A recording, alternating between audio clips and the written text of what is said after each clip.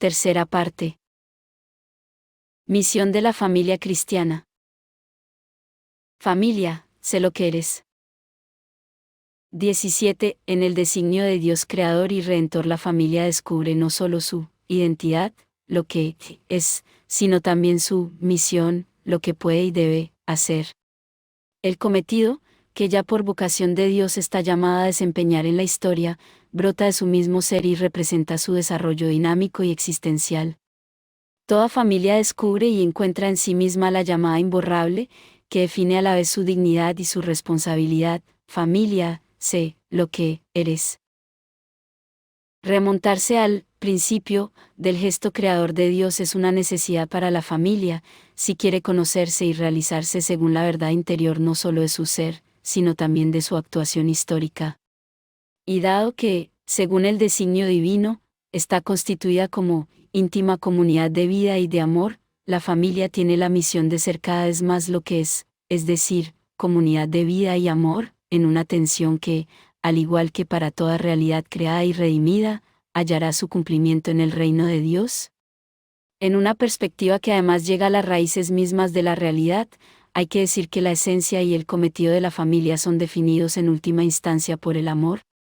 Por esto la familia recibe la misión de custodiar, revelar y comunicar el amor, como reflejo vivo y participación real del amor de Dios por la humanidad y del amor de Cristo Señor por la Iglesia su esposa.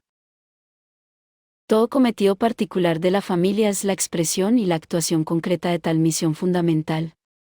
Es necesario por tanto penetrar más a fondo en la singular riqueza de la misión de la familia y sondear sus múltiples y unitarios contenidos. En este sentido, partiendo del amor y en constante referencia a él, el reciente sínodo ha puesto de relieve 4 cometidos generales de la familia. 1. Formación de una comunidad de personas. 2. Servicio a la vida.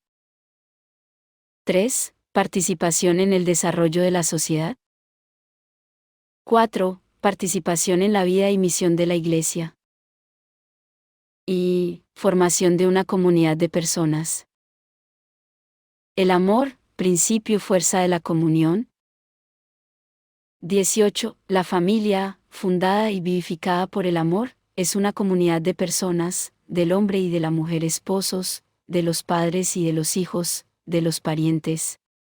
Su primer cometido es el de vivir fielmente la realidad de la comunión con el empeño constante de desarrollar una auténtica comunidad de personas. El principio interior, la fuerza permanente y la meta última de tal cometido es el amor, así como sin el amor la familia no es una comunidad de personas, así también sin el amor la familia no puede vivir, crecer y perfeccionarse como comunidad de personas. Cuanto escrito en la encíclica Redemptor Hominis encuentra su originalidad y aplicación privilegiada precisamente en la familia en cuanto tal, el hombre no puede vivir sin amor. Permanece para sí mismo un ser incomprensible, su vida está privada de sentido, si no le es revelado el amor, si no se encuentra con el amor, si no lo experimenta y no lo hace propio, si no participa en él vivamente. El amor entre el hombre y la mujer en el matrimonio y, de forma derivada y más amplia, el amor entre los miembros de la misma familia, entre padres e hijos, entre hermanos y hermanas, entre parientes y familiares, está animado e impulsado por un dinamismo interior incesante que conduce la familia a una comunión cada vez más profunda e intensa, fundamento y alma de la comunidad conyugal y familiar.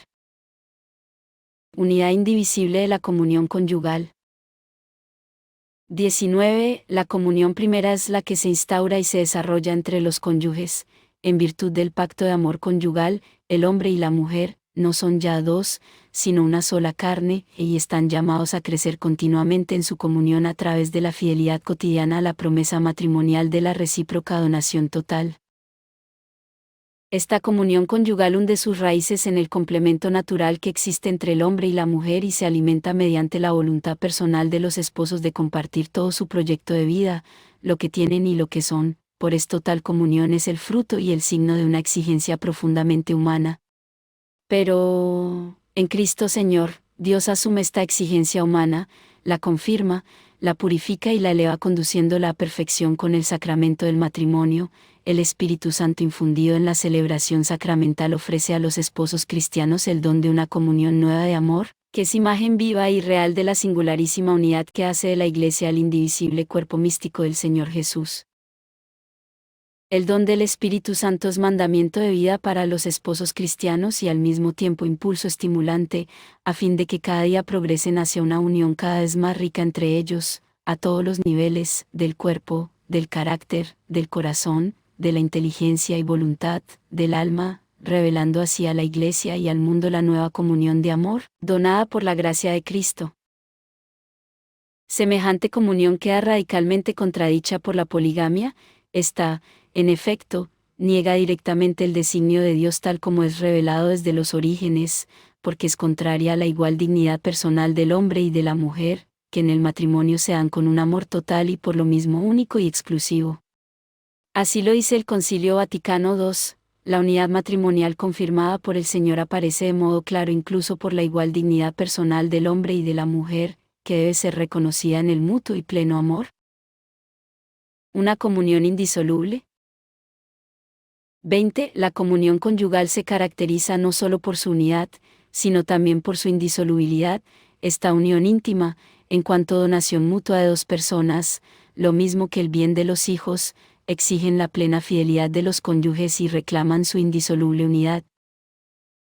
Es deber fundamental de la Iglesia reafirmar con fuerza, como han hecho los padres del sínodo, la doctrina de la indisolubilidad del matrimonio, a cuantos, en nuestros días, consideran difícil o incluso imposible vincularse a una persona por toda la vida y a cuantos son arrastrados por una cultura que rechaza la indisolubilidad matrimonial y que se mofa abiertamente del compromiso de los esposos a la fidelidad. Es necesario repetir el buen anuncio de la perennidad del amor conyugal que tiene en Cristo su fundamento y su fuerza. Enraizada en la donación personal y total de los cónyuges y exigida por el bien de los hijos, la indisolubilidad del matrimonio halla su verdad última en el designio que Dios ha manifestado en su revelación. Él quiere y da la indisolubilidad del matrimonio como fruto, signo y exigencia del amor absolutamente fiel que Dios tiene al hombre y que el Señor Jesús vive hacia su Iglesia. Cristo renueva el designio primitivo que el Creador ha inscrito en el corazón del hombre y de la mujer, y en la celebración del sacramento del matrimonio ofrece un corazón nuevo. De este modo los cónyuges no solo pueden superar la dureza de corazón, sino que también y principalmente pueden compartir el amor pleno y definitivo de Cristo, nueva y eterna alianza hecha carne.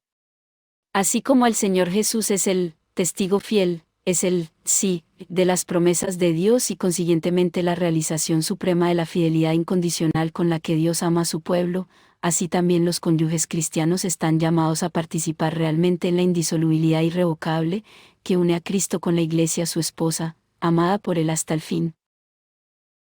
El don del sacramento es al mismo tiempo vocación y mandamiento para los esposos cristianos, para que permanezcan siempre fieles entre sí, por encima de toda prueba y dificultad, en generosa obediencia a la santa voluntad del Señor. Lo que Dios ha unido, no lo separe el hombre. Dar testimonio del inestimable valor de la indisolubilidad y fidelidad matrimonial es uno de los deberes más preciosos y urgentes de las parejas cristianas de nuestro tiempo. Por esto, junto con todos los hermanos en el episcopado que han tomado parte en el sínodo de los obispos, alabo y aliento a las numerosas parejas que, aun encontrando no leves dificultades, conservan y desarrollan el bien de la indisolubilidad, cumplen así, de manera útil y valiente, el cometido a ellas confiado de ser un signo en el mundo, un signo pequeño y precioso, a veces expuesto a tentación, pero siempre renovado, de la incansable fidelidad con que Dios y Jesucristo aman a todos los hombres y a cada hombre. Pero es obligado también reconocer el valor del testimonio de aquellos cónyuges que, aun habiendo sido abandonados por el otro cónyuge, con la fuerza de la fe y de la esperanza cristiana no han pasado a una nueva unión. También estos dan un auténtico testimonio de fidelidad, de la que el mundo tiene hoy gran necesidad. Por ello deben ser animados y ayudados por los pastores y por los fieles de la Iglesia. La más amplia comunión de la familia. 21. La comunión conyugal constituye el fundamento sobre el cual se va edificando la más amplia comunión de la familia, de los padres y de los hijos, de los hermanos y de las hermanas entre sí, de los parientes y demás familiares.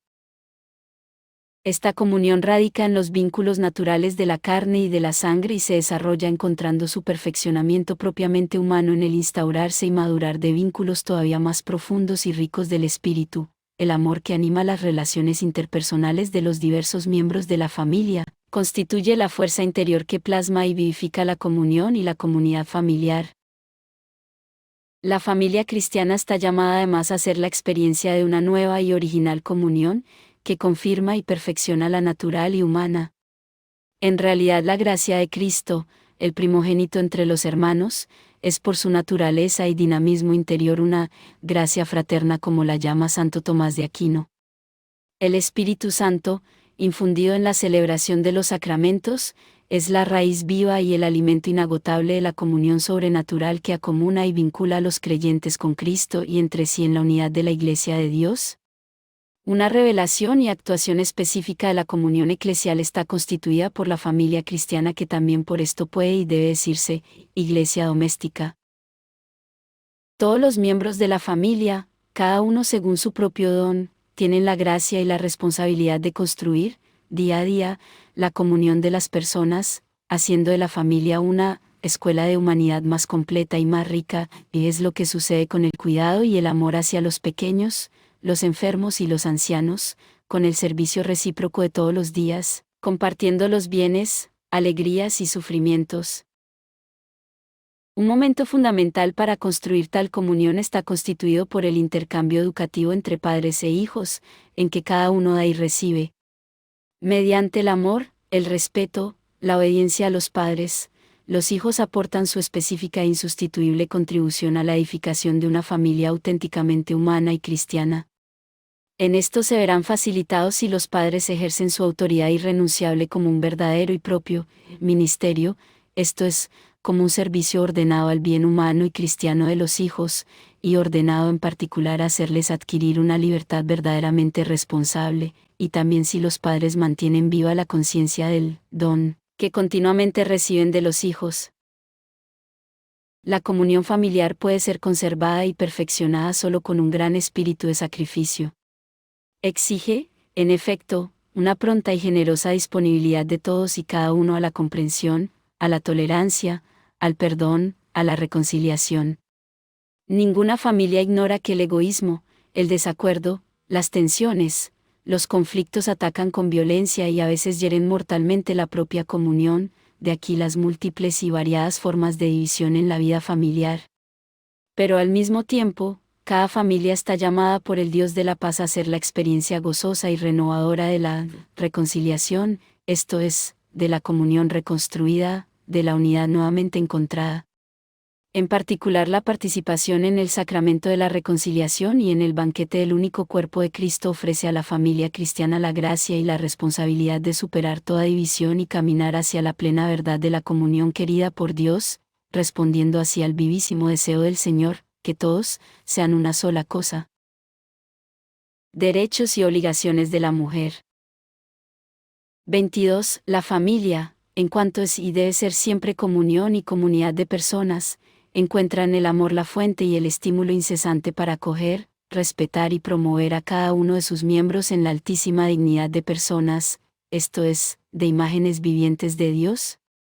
Como han afirmado justamente los padres sinodales, el criterio moral de la autenticidad de las relaciones conyugales y familiares consiste en la promoción de la dignidad y vocación de cada una de las personas, las cuales logran su plenitud mediante el don sincero de sí mismas. En esta perspectiva, el sínodo ha querido reservar una atención privilegiada a la mujer, a sus derechos y deberes en la familia y en la sociedad. En la misma perspectiva deben considerarse también el hombre como esposo y padre, el niño y los ancianos. De la mujer hay que resaltar, ante todo, la igual dignidad y responsabilidad respecto al hombre. Tal igualdad encuentra una forma singular de realización en la donación de uno mismo al otro y de ambos a los hijos, donación propia del matrimonio y de la familia. Lo que la misma razón humana intuye y reconoce, es revelado en plenitud por la palabra de Dios. En efecto, la historia de la salvación es un testimonio continuo y luminoso de la dignidad de la mujer. Creando al hombre, varón y mujer, Dios da la dignidad personal de igual modo al hombre y a la mujer, enriqueciéndolos con los derechos inalienables y con las responsabilidades que son propias de la persona humana. Dios manifiesta también de la forma más elevada posible la dignidad de la mujer asumiendo él mismo la carne humana de María Virgen, que la Iglesia honra como Madre de Dios, llamándola la nueva Eva y proponiéndola como modelo de la mujer redimida.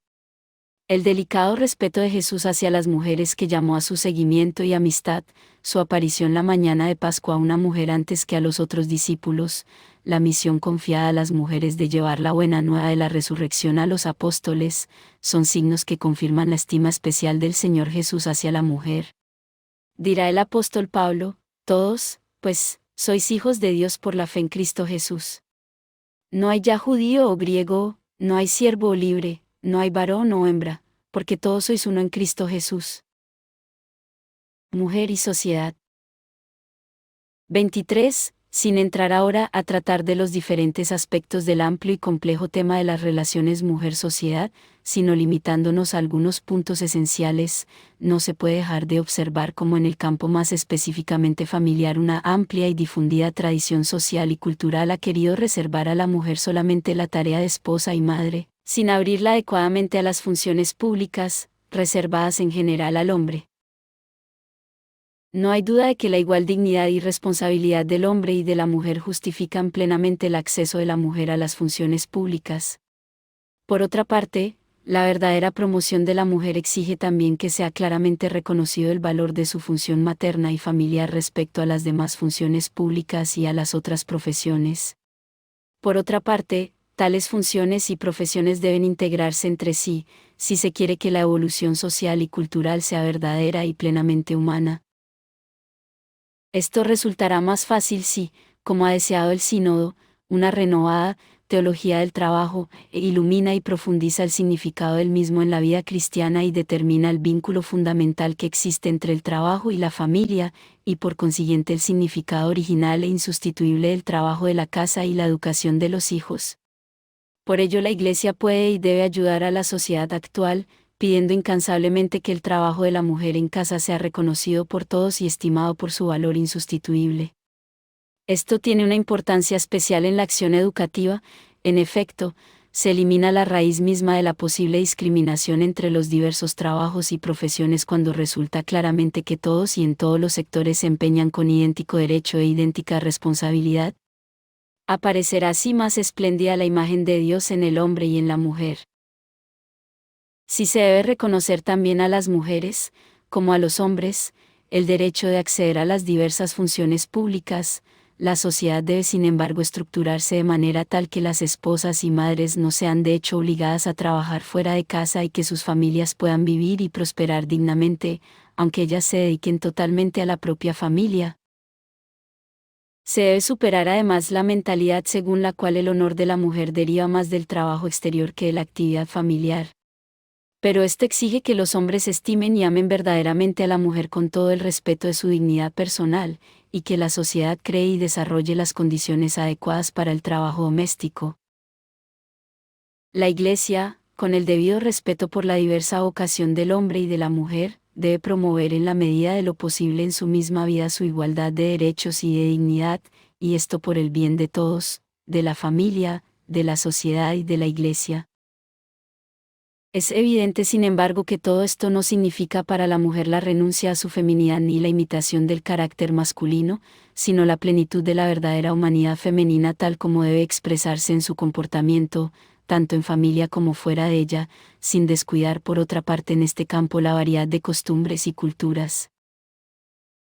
Ofensas a la dignidad de la mujer.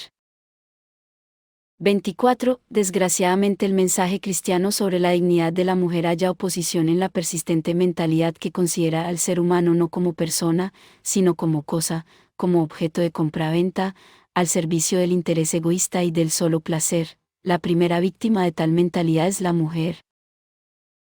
Esta mentalidad produce frutos muy amargos, como el desprecio del hombre y de la mujer, la esclavitud, la opresión de los débiles, la pornografía, la prostitución, tanto más cuando es organizada, y todas las diferentes discriminaciones que se encuentran en el ámbito de la educación, de la profesión, de la retribución del trabajo, etc. Además, todavía hoy, en gran parte de nuestra sociedad permanecen muchas formas de discriminación humillante que afectan y ofenden gravemente a algunos grupos particulares de mujeres como, por ejemplo, las esposas que no tienen hijos, las viudas, las separadas, las divorciadas, las madres solteras. Estas y otras discriminaciones han sido deploradas con toda la fuerza posible por los padres sinodales. Por lo tanto, pido que por parte de todos se desarrolle una acción pastoral específica más enérgica e incisiva, a fin de que estas situaciones sean vencidas definitivamente, de tal modo que se alcance la plena estima de la imagen de Dios que se refleja en todos los seres humanos sin excepción alguna. El hombre esposo y padre. 25. Dentro de la comunidad conyugal y familiar, el hombre está llamado a vivir su don y su función de esposo y padre. Él ve en la esposa la realización del designio de Dios. No es bueno que el hombre esté solo. Voy a hacerle una ayuda adecuada, y hace suya la exclamación de Adán, el primer esposo, esta vez sí que es hueso de mis huesos y carne de mi carne. El auténtico amor conyugal supone y exige que el hombre tenga profundo respeto por la igual dignidad de la mujer. No eres su amo, escribe San Ambrosio, sino su marido, no te ha sido dada como esclava, sino como mujer. Devuélvele sus atenciones hacia ti y sé para con ella agradecido por su amor. El hombre debe vivir con la esposa, un tipo muy especial de amistad personal. El cristiano además está llamado a desarrollar una actitud de amor nuevo, manifestando hacia la propia mujer la caridad delicada y fuerte que Cristo tiene a la Iglesia. El amor a la esposa madre y el amor a los hijos son para el hombre el camino natural para la comprensión y la realización de su paternidad. Sobre todo, donde las condiciones sociales y culturales inducen fácilmente al padre a un cierto desinterés respecto de la familia o bien a una presencia menor en la acción educativa, es necesario esforzarse para que se recupere socialmente la convicción de que el puesto y la función del padre en y por la familia son de una importancia única e insustituible. Como la experiencia enseña, la ausencia del padre provoca desequilibrios psicológicos y morales, además de dificultades notables en las relaciones familiares, como también, en circunstancias opuestas, la presencia opresiva del padre, especialmente donde todavía vige el fenómeno del machismo, o sea, la superioridad abusiva de las prerrogativas masculinas que humillan a la mujer e inhiben el desarrollo de sanas relaciones familiares. Revelando y reviviendo en la tierra la misma paternidad de Dios, el hombre está llamado a garantizar el desarrollo unitario de todos los miembros de la familia. Realizará esta tarea mediante una generosa responsabilidad por la vida concebida junto al corazón de la madre, un compromiso educativo más solícito y compartido con la propia esposa, un trabajo que no disgregue nunca a la familia, sino que la promueva en su cohesión y estabilidad, un testimonio de vida cristiana adulta, que introduzca más eficazmente a los hijos en la experiencia viva de Cristo y de la Iglesia. Derechos del niño. 26. En la familia, comunidad de personas, debe reservarse una atención especialísima al niño, desarrollando una profunda estima por su dignidad personal, así como un gran respeto y un generoso servicio a sus derechos. Esto vale respecto a todo niño, pero adquiere una urgencia singular cuando el niño es pequeño y necesita de todo, está enfermo, delicado o es minusválido. Procurando y teniendo un cuidado tierno y profundo para cada niño que viene a este mundo, la Iglesia cumple una misión fundamental. En efecto, está llamada a revelar y a proponer en la historia el ejemplo y el mandato de Cristo, que ha querido poner al niño en el centro del reino de Dios. Dejad que los niños vengan a mí, que de ellos es el reino de los cielos. Repito nuevamente lo que dije en la Asamblea General de las Naciones Unidas, el 2 de octubre de 1979, deseo expresar el gozo que para cada uno de nosotros constituyen los niños, primavera de la vida, anticipo de la historia futura de cada una de las patrias terrestres actuales. Ningún país del mundo, ningún sistema político puede pensar en el propio futuro, si no es a través de la imagen de estas nuevas generaciones que tomarán de sus padres el múltiple patrimonio de los valores, de los deberes y de las aspiraciones de la nación a la que pertenecen, junto con el de toda la familia humana. La solicitud por el niño, incluso antes de su nacimiento, desde el primer momento de su concepción y, a continuación, en los años de la infancia y de la juventud es la verificación primaria y fundamental de la relación del hombre con el hombre. Y por eso, ¿qué más se podría desear a cada nación y a toda la humanidad, a todos los niños del mundo, sin un futuro mejor en el que el respeto de los derechos del hombre llegue a ser una realidad plena en las dimensiones del 2000 que se acerca? La acogida, el amor, la estima, el servicio múltiple y unitario, material, afectivo, educativo, espiritual, a cada niño que viene a este mundo, deberá constituir siempre una nota distintiva e irrenunciable de los cristianos, especialmente de las familias cristianas. Así los niños, a la vez que crecen en sabiduría, en estatura y en gracia ante Dios y ante los hombres, serán una preciosa ayuda para la edificación de la comunidad familiar y para la misma santificación de los padres. Los ancianos en familia. 27. Hay culturas que manifiestan una singular veneración y un gran amor por el anciano, lejos de ser apartado de la familia o de ser soportado como un peso inútil. El anciano permanece inserido en la vida familiar, sigue tomando parte activa y responsable, aun debiendo respetar la autonomía de la nueva familia, y sobre todo desarrolla la preciosa misión de testigo del pasado e inspirador de sabiduría para los jóvenes y para el futuro. Otras culturas, en cambio, especialmente como consecuencia de un desordenado desarrollo industrial y urbanístico, han llevado y siguen llevando a los ancianos a formas inaceptables de marginación, que son fuente a la vez de agudos sufrimientos para ellos mismos y de empobrecimiento espiritual para tantas familias. Es necesario que la acción pastoral de la Iglesia estimule a todos a descubrir y a valorar los cometidos de los ancianos en la comunidad civil y eclesial, y en particular en la familia. En realidad, la vida de los ancianos ayuda a clarificar la escala de valores humanos, hace ver la continuidad de las generaciones y demuestra maravillosamente la interdependencia del pueblo de Dios.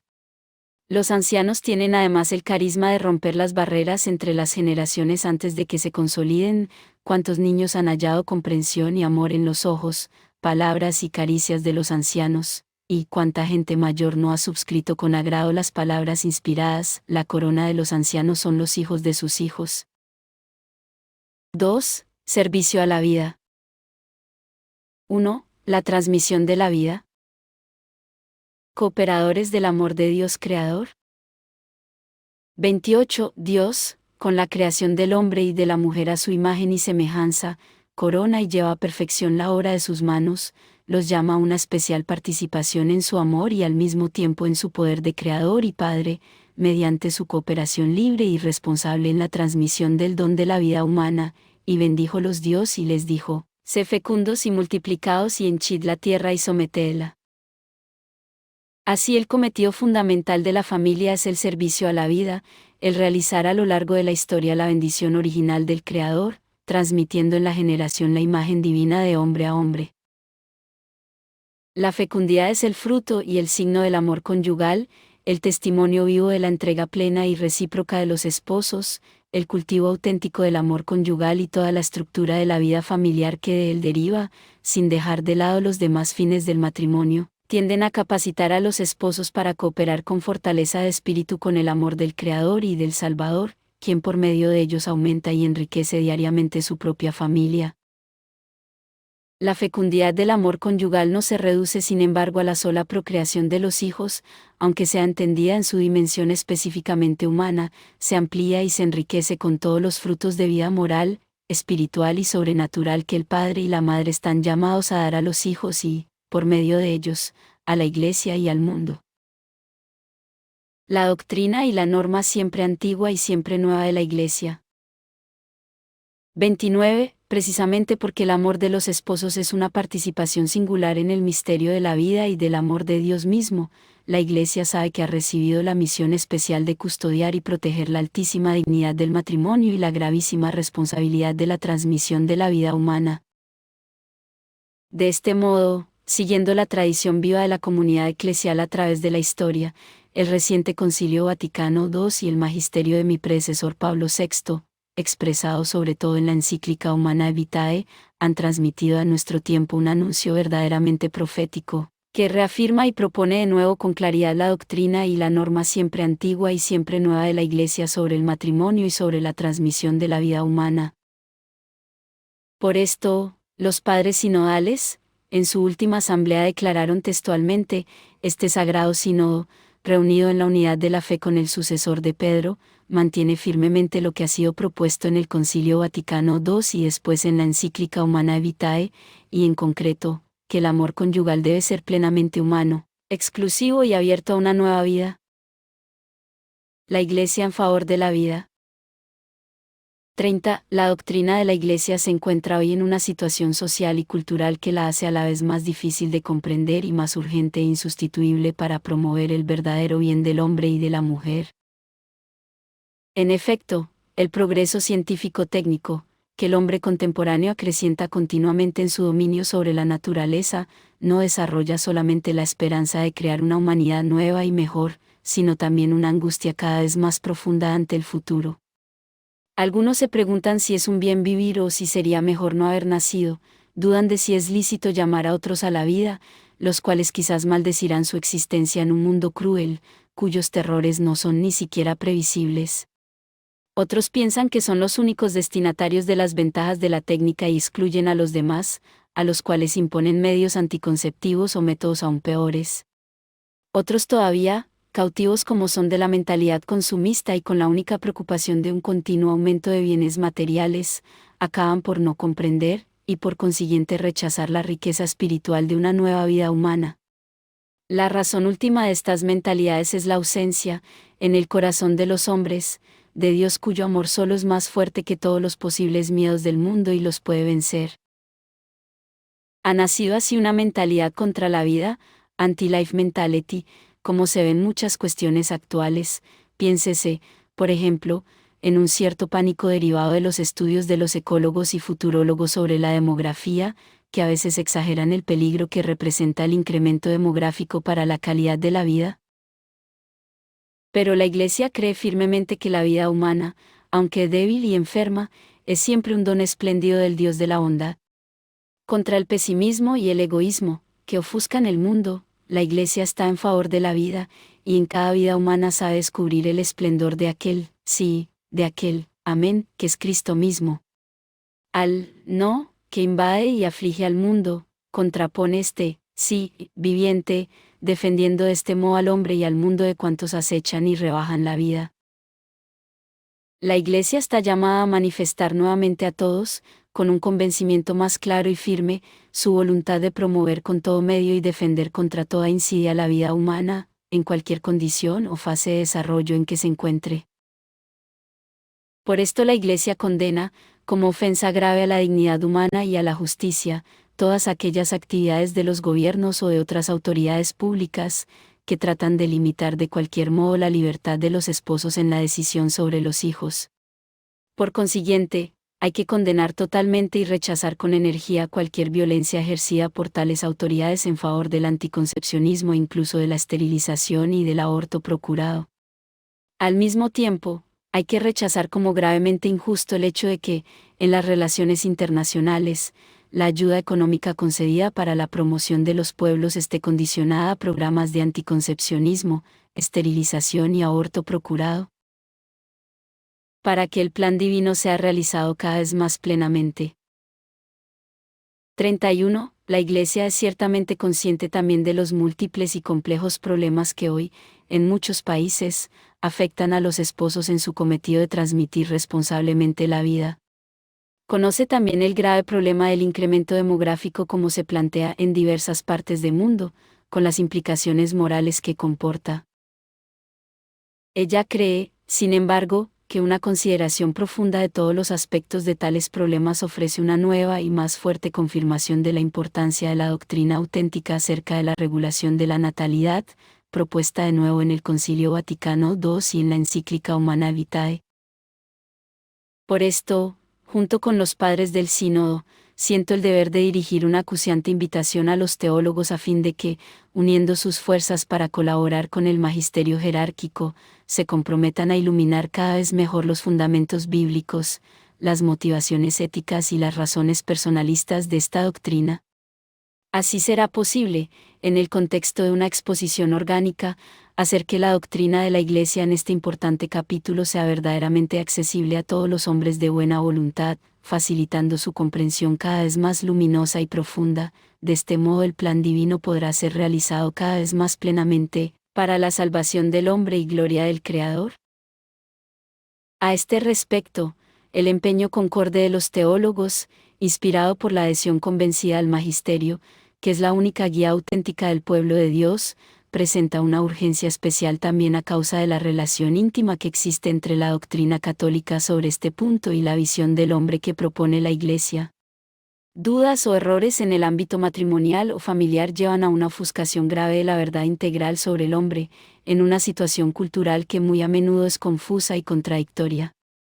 La aportación de iluminación y profundización, que los teólogos están llamados a ofrecer en el cumplimiento de su cometido específico, tiene un valor incomparable y representa un servicio singular, altamente meritorio, a la familia y a la humanidad. En la visión integral del hombre y de su vocación. 32. En el contexto de una cultura que deforma gravemente o incluso pierde el verdadero significado de la sexualidad humana, porque la desarraiga de su referencia a la persona, la Iglesia siente más urgente e insustituible su misión de presentar la sexualidad como valor y función de toda la persona creada, varón y mujer, a imagen de Dios. En esta perspectiva el Concilio Vaticano II afirmó claramente que, cuando se trata de conjugar el amor conyugal con la responsable transmisión de la vida, la índole moral de la conducta no depende solamente de la sincera intención y apreciación de los motivos, sino que debe determinarse con criterios objetivos, tomados de la naturaleza de la persona y de sus actos, criterios que mantienen íntegro el sentido de la mutua entrega y de la humana procreación, entretejidos con el amor verdadero. Esto es imposible sin cultivar sinceramente la virtud de la castidad conyugal. Es precisamente partiendo de la visión integral del hombre y de su vocación, no solo natural y terrena sino también sobrenatural y eterna, por lo que Pablo VI afirmó, que la doctrina de la Iglesia está fundada sobre la inseparable conexión que Dios ha querido y que el hombre no puede romper por propia iniciativa, entre los dos significados del acto conyugal, el significado unitivo y el significado procreador. Y concluyó recalcando que hay que excluir, como intrínsecamente deshonesta, toda acción que, o en previsión del acto conyugal, o en su realización, o en el desarrollo de sus consecuencias naturales, se proponga, como fin o como medio, hacer imposible la procreación. Cuando los esposos, mediante el recurso al anticoncepcionismo, separan estos dos significados que Dios Creador ha inscrito en el ser del hombre y de la mujer y en el dinamismo de su comunión sexual, se comportan como árbitros del designio divino y manipulan y envilecen la sexualidad humana, y con ella la propia persona del cónyuge, alterando su valor de donación total. Así, al lenguaje natural que expresa la recíproca donación total de los esposos, el anticoncepcionismo impone un lenguaje objetivamente contradictorio, es decir, el de no darse al otro totalmente. Se produce, no solo el rechazo positivo de la apertura a la vida, sino también una falsificación de la verdad interior del amor conyugal, llamado a entregarse en plenitud personal. En cambio, cuando los esposos, mediante el recurso a periodos de infecundidad, respetan la conexión inseparable de los significados unitivo y procreador de la sexualidad humana, se comportan como ministros del designio de Dios y se sirven de la sexualidad según el dinamismo original de la donación total, sin manipulaciones ni alteraciones. A la luz de la misma experiencia de tantas parejas de esposos y de los datos de las diversas ciencias humanas, la reflexión teológica puede captar y está llamada a profundizar la diferencia antropológica y al mismo tiempo moral que existe entre el anticoncepcionismo y el recurso a los ritmos temporales. Se trata de una diferencia bastante más amplia y profunda de lo que habitualmente se cree, y que implica en resumidas cuentas dos concepciones de la persona y de la sexualidad humana, irreconciliables entre sí. La elección de los ritmos naturales comporta la aceptación del tiempo de la persona, es decir, de la mujer, y con esto la aceptación también del diálogo, del respeto recíproco, de la responsabilidad común, del dominio de sí mismo. Aceptar el tiempo y el diálogo significa reconocer el carácter espiritual y a la vez corporal de la comunión conyugal, como también vivir el amor personal en su exigencia de fidelidad. En este contexto, la pareja experimenta que la comunión conyugal es enriquecida por aquellos valores de ternura y afectividad que constituyen el alma profunda de la sexualidad humana, incluso en su dimensión física. De este modo, la sexualidad es respetada y promovida en su dimensión verdadera y plenamente humana, no usada, en cambio, como un objeto que, rompiendo la unidad personal de alma y cuerpo, contradice la misma creación de Dios en la trama más profunda entre naturaleza y persona. La Iglesia maestra y madre para los esposos en dificultad. 33. También en el campo de la moral conyugal la Iglesia es y actúa como maestra y madre. Como maestra, no se cansa de proclamar la norma moral que debe guiar la transmisión responsable de la vida. De tal norma la Iglesia no es ciertamente ni la autora ni el árbitro.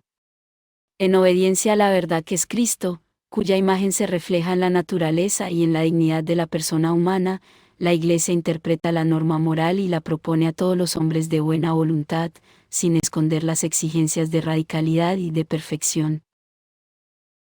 Como madre, la Iglesia se hace cercana a muchas parejas de esposos que se encuentran en dificultad sobre este importante punto de la vida moral, conoce bien su situación, a menudo muy ardua y a veces verdaderamente atormentada por dificultades de todo tipo, no solo individuales sino también sociales. Sabe que muchos esposos encuentran dificultades no solo para la realización concreta, sino también para la misma comprensión de los valores inherentes a la norma moral. Pero la misma y única Iglesia es a la vez maestra y madre. Por esto, la Iglesia no cesa nunca de invitar y animar, a fin de que las eventuales dificultades conyugales se resuelvan sin falsificar ni comprometer jamás la verdad. En efecto, está convencida de que no puede haber verdadera contradicción entre la ley divina de la transmisión de la vida y la de favorecer el auténtico amor conyugal. 91. Por esto, la pedagogía concreta de la Iglesia debe estar siempre unida y nunca separada de su doctrina.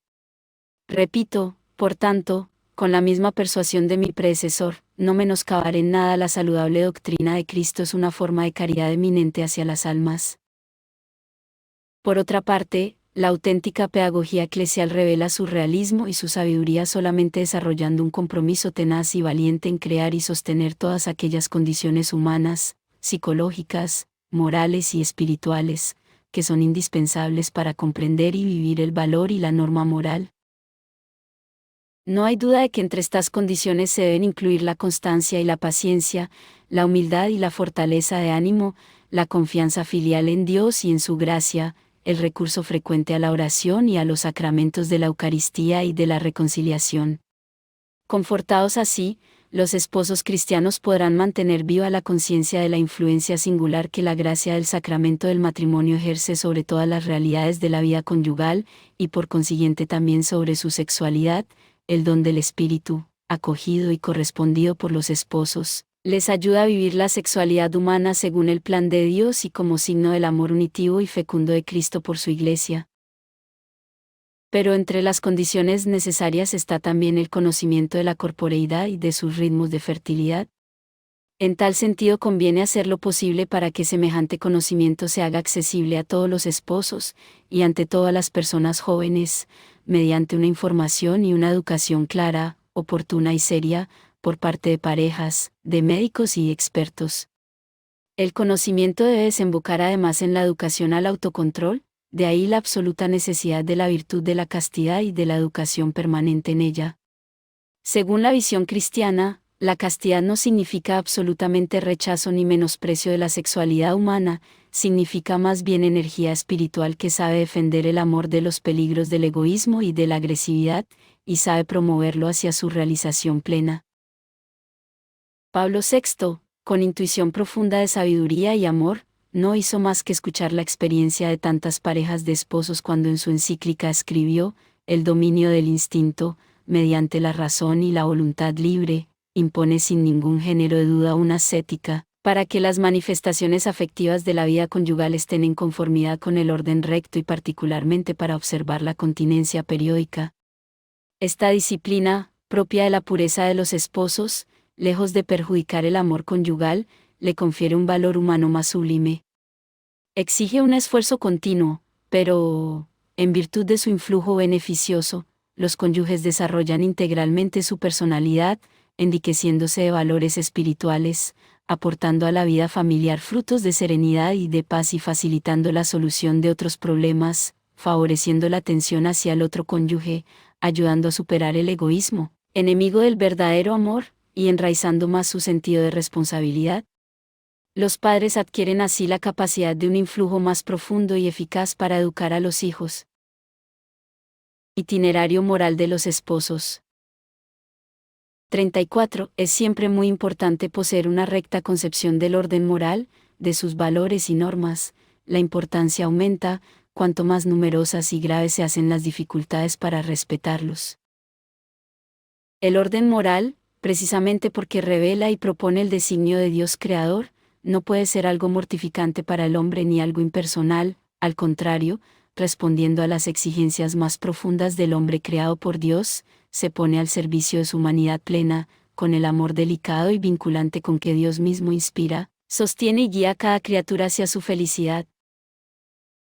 Pero el hombre, llamado a vivir responsablemente el designio sabio y amoroso de Dios, es un ser histórico, que se construye día a día con sus opciones numerosas y libres, por esto él conoce, ama y realiza el bien moral según diversas etapas de crecimiento. También los esposos, en el ámbito de su vida moral, están llamados a un continuo camino, sostenidos por el deseo sincero y activo de conocer cada vez mejor los valores que la ley divina tutela y promueve, y por la voluntad recta y generosa de encarnarlos en sus opciones concretas. Ellos, sin embargo, no pueden mirar la ley como un mero ideal que se puede alcanzar en el futuro, sino que deben considerarla como un mandato de Cristo Señor a superar con valentía las dificultades.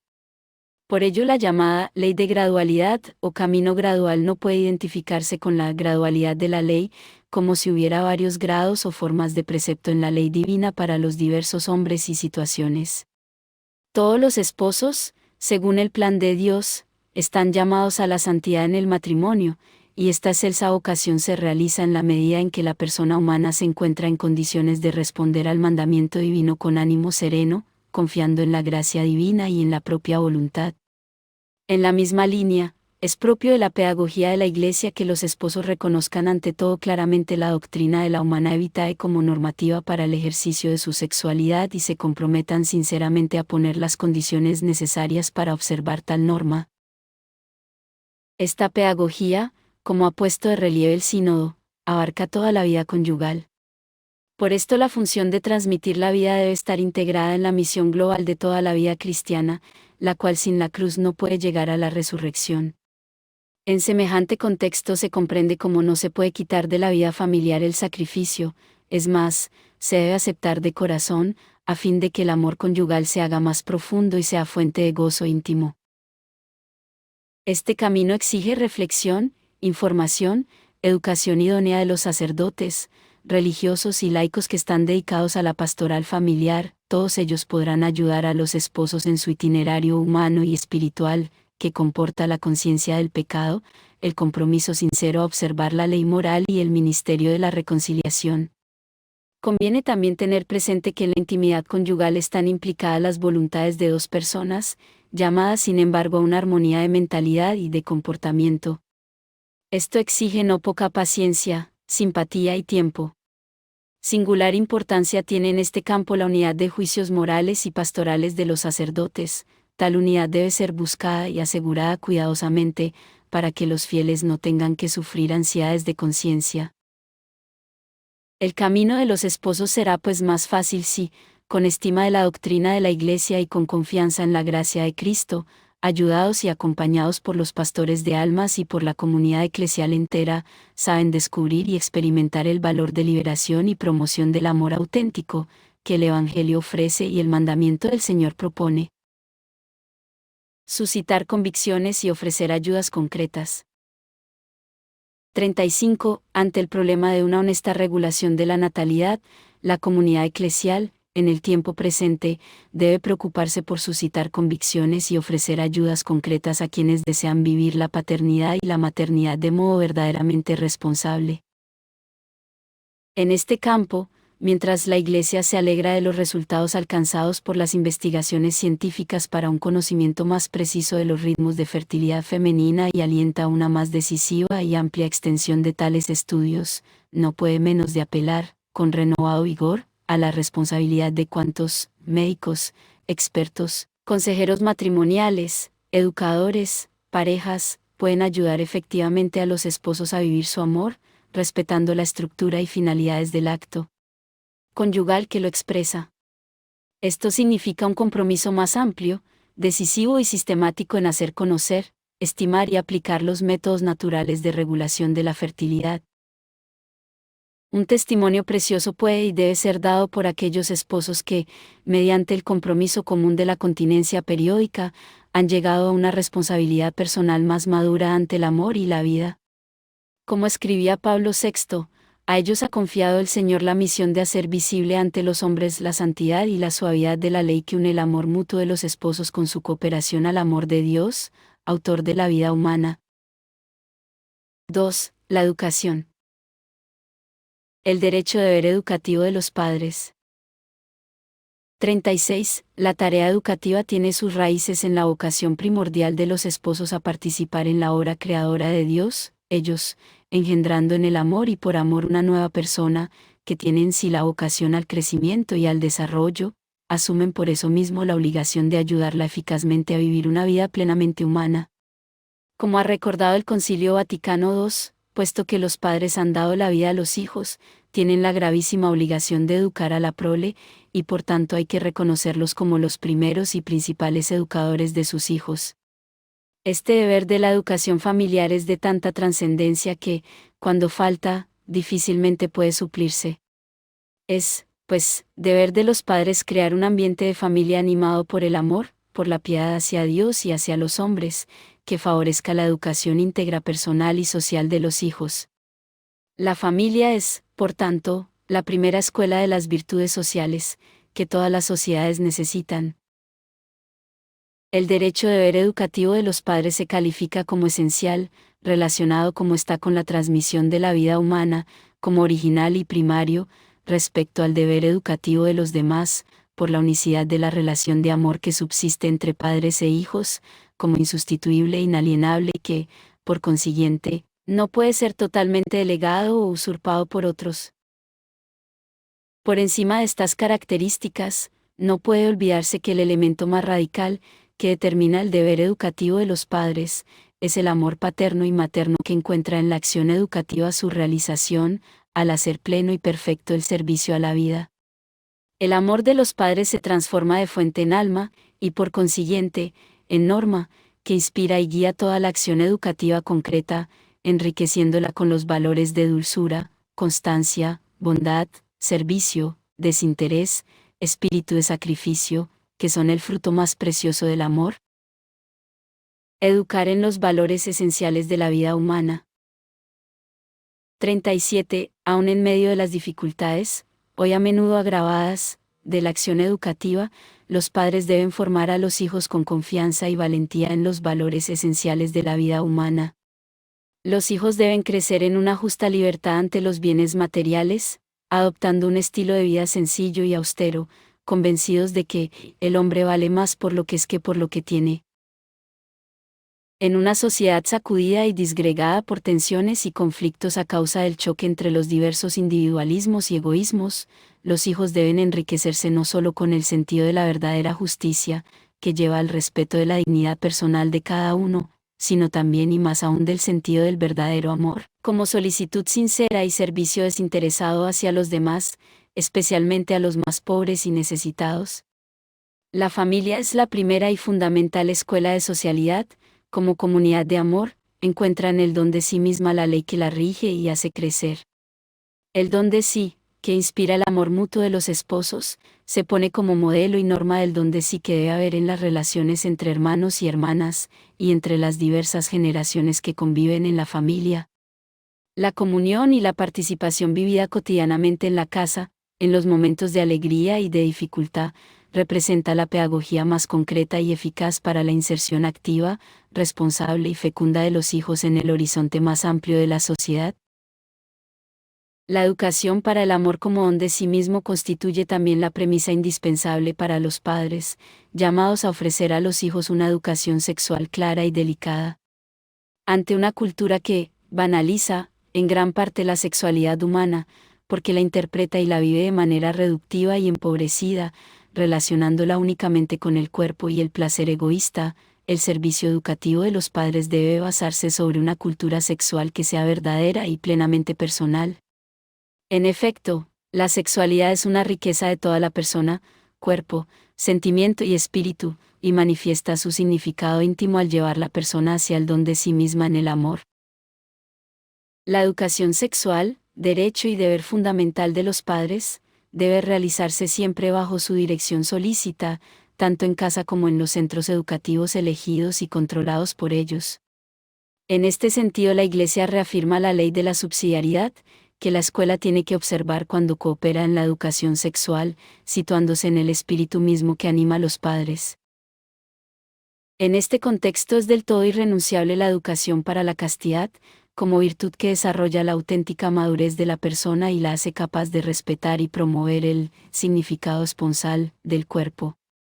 Más aún, los padres cristianos reserven una atención y cuidado especial, discerniendo los signos de la llamada de Dios, a la educación para la virginidad, como forma suprema del don de uno mismo que constituye el sentido mismo de la sexualidad humana. Por los vínculos estrechos que hay entre la dimensión sexual de la persona y sus valores éticos, esta educación debe llevar a los hijos a conocer y estimar las normas morales como garantía necesaria y preciosa para un crecimiento personal y responsable en la sexualidad humana. Por esto la Iglesia se opone firmemente a un sistema de información sexual separado de los principios morales y tan frecuentemente difundido, el cual no sería más que una introducción a la experiencia del placer y un estímulo que lleva a perder la serenidad, abriendo el camino al vicio desde los años de la inocencia. Misión educativa y sacramento del matrimonio. 38. Para los padres cristianos la misión educativa, basada como se ha dicho en su participación en la obra creadora de Dios, tiene una fuente nueva y específica en el sacramento del matrimonio, que los consagra a la educación propiamente cristiana de los hijos, es decir, los llama a participar de la misma autoridad y del mismo amor de Dios Padre y de Cristo Pastor, así como del amor materno de la Iglesia, y los enriquece en sabiduría, consejo, fortaleza y en los otros dones del Espíritu Santo, para ayudar a los hijos en su crecimiento humano y cristiano. El deber educativo recibe del sacramento del matrimonio la dignidad y la llamada a ser un verdadero y propio ministerio de la Iglesia al servicio de la edificación de sus miembros. Tal es la grandeza y el esplendor del ministerio educativo de los padres cristianos, que Santo Tomás no duda en compararlo con el ministerio de los sacerdotes.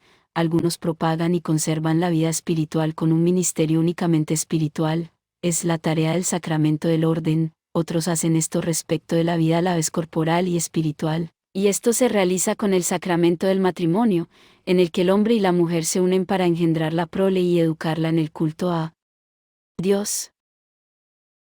La conciencia viva y vigilante de la misión recibida con el sacramento del matrimonio ayudará a los padres cristianos a ponerse con gran serenidad y confianza al servicio educativo de los hijos y, al mismo tiempo, a sentirse responsables ante Dios que los llama y los envía a edificar la Iglesia en los hijos. Así la familia de los bautizados, convocada como iglesia doméstica por la palabra y por el sacramento, llega a ser a la vez, como la gran Iglesia, maestra y madre. La primera experiencia de iglesia. 39. La misión de la educación exige que los padres cristianos propongan a los hijos todos los contenidos que son necesarios para la maduración gradual de su personalidad desde un punto de vista cristiano y eclesial. Seguirán pues las líneas educativas recordadas anteriormente, procurando mostrar a los hijos a cuán profundos significados conducen la fe y la caridad de Jesucristo. Además, la conciencia de que el Señor confía a ellos el crecimiento de un hijo de Dios, de un hermano de Cristo, de un templo del Espíritu Santo, de un miembro de la Iglesia, alentará a los padres cristianos en su tarea de afianzar en el alma de los hijos el don de la gracia divina. El Concilio Vaticano II precisa así el contenido de la educación cristiana, la cual no persigue solamente la madurez propia de la persona humana, sino que busca, sobre todo, que los bautizados se hagan más conscientes cada día del don recibido de la fe, mientras se inician gradualmente en el conocimiento del misterio de la salvación. Aprendan a adorar a Dios Padre en espíritu y en verdad, ante todo en la acción litúrgica, formándose para vivir según el hombre nuevo en justicia y santidad de verdad, y así lleguen al hombre perfecto, en la edad de la plenitud de Cristo, y contribuyan al crecimiento del cuerpo místico. Conscientes, además, de su vocación, acostúmbrense a dar testimonio de la esperanza que hay en ellos y a ayudar a la configuración cristiana del mundo. También el Sínodo, siguiendo y desarrollando la línea conciliar, ha presentado la misión educativa de la familia cristiana como un verdadero ministerio, por medio del cual se transmite e irradia el Evangelio, hasta el punto de que la misma vida de familia se hace itinerario de fe y, en cierto modo, iniciación cristiana y escuela de los seguidores de Cristo. En la familia consciente de tal don, como escribió Pablo VI, todos los miembros evangelizan y son evangelizados. En virtud del ministerio de la educación, los padres, mediante el testimonio de su vida, son los primeros mensajeros del Evangelio ante los hijos. Es más, rezando con los hijos, dedicándose con ellos a la lectura de la palabra de Dios e introduciéndolos en la intimidad del cuerpo, eucarístico y eclesial, de Cristo mediante la iniciación cristiana, llegan a ser plenamente padres, es decir, engendradores no solo de la vida corporal, sino también de aquella que, mediante la renovación del Espíritu, brota de la cruz y resurrección de Cristo. A fin de que los padres cristianos puedan cumplir dignamente su ministerio educativo, los padres sinodales han manifestado el deseo de que se prepare un texto adecuado de catecismo para las familias claro, breve y que pueda ser fácilmente asimilado por todos. Las conferencias episcopales han sido invitadas encarecidamente a comprometerse en la realización de este catecismo. Relaciones con otras fuerzas educativas. 40. La familia es la primera, pero no la única y exclusiva, comunidad educadora. La misma dimensión comunitaria, civil y eclesial del hombre exige y conduce a una acción más amplia y articulada, fruto de la colaboración ordenada de las diversas fuerzas educativas. Estas son necesarias, aunque cada una puede y debe intervenir con su competencia y con su contribución propias. La tarea educativa de la familia cristiana tiene por esto un puesto muy importante en la pastoral orgánica. Esto implica una nueva forma de colaboración entre los padres y las comunidades cristianas, entre los diversos grupos educativos y los pastores. En este sentido, la renovación de la escuela católica debe prestar una atención especial tanto a los padres de los alumnos como a la formación de una perfecta comunidad educadora. Debe asegurarse absolutamente el derecho de los padres a la elección de una educación conforme con su fe religiosa. El Estado y la Iglesia tienen la obligación de dar a las familias todas las ayudas posibles, a fin de que puedan ejercer adecuadamente sus funciones educativas. Por esto tanto la Iglesia como el Estado deben crear y promover las instituciones y actividades que las familias piden justamente, y la ayuda deberá ser proporcionada a las insuficiencias de las familias. Por tanto, todos aquellos que en la sociedad dirigen las escuelas, no deben olvidar nunca que los padres han sido constituidos por Dios mismo como los primeros y principales educadores de los hijos, y que su derecho es del todo inalienable.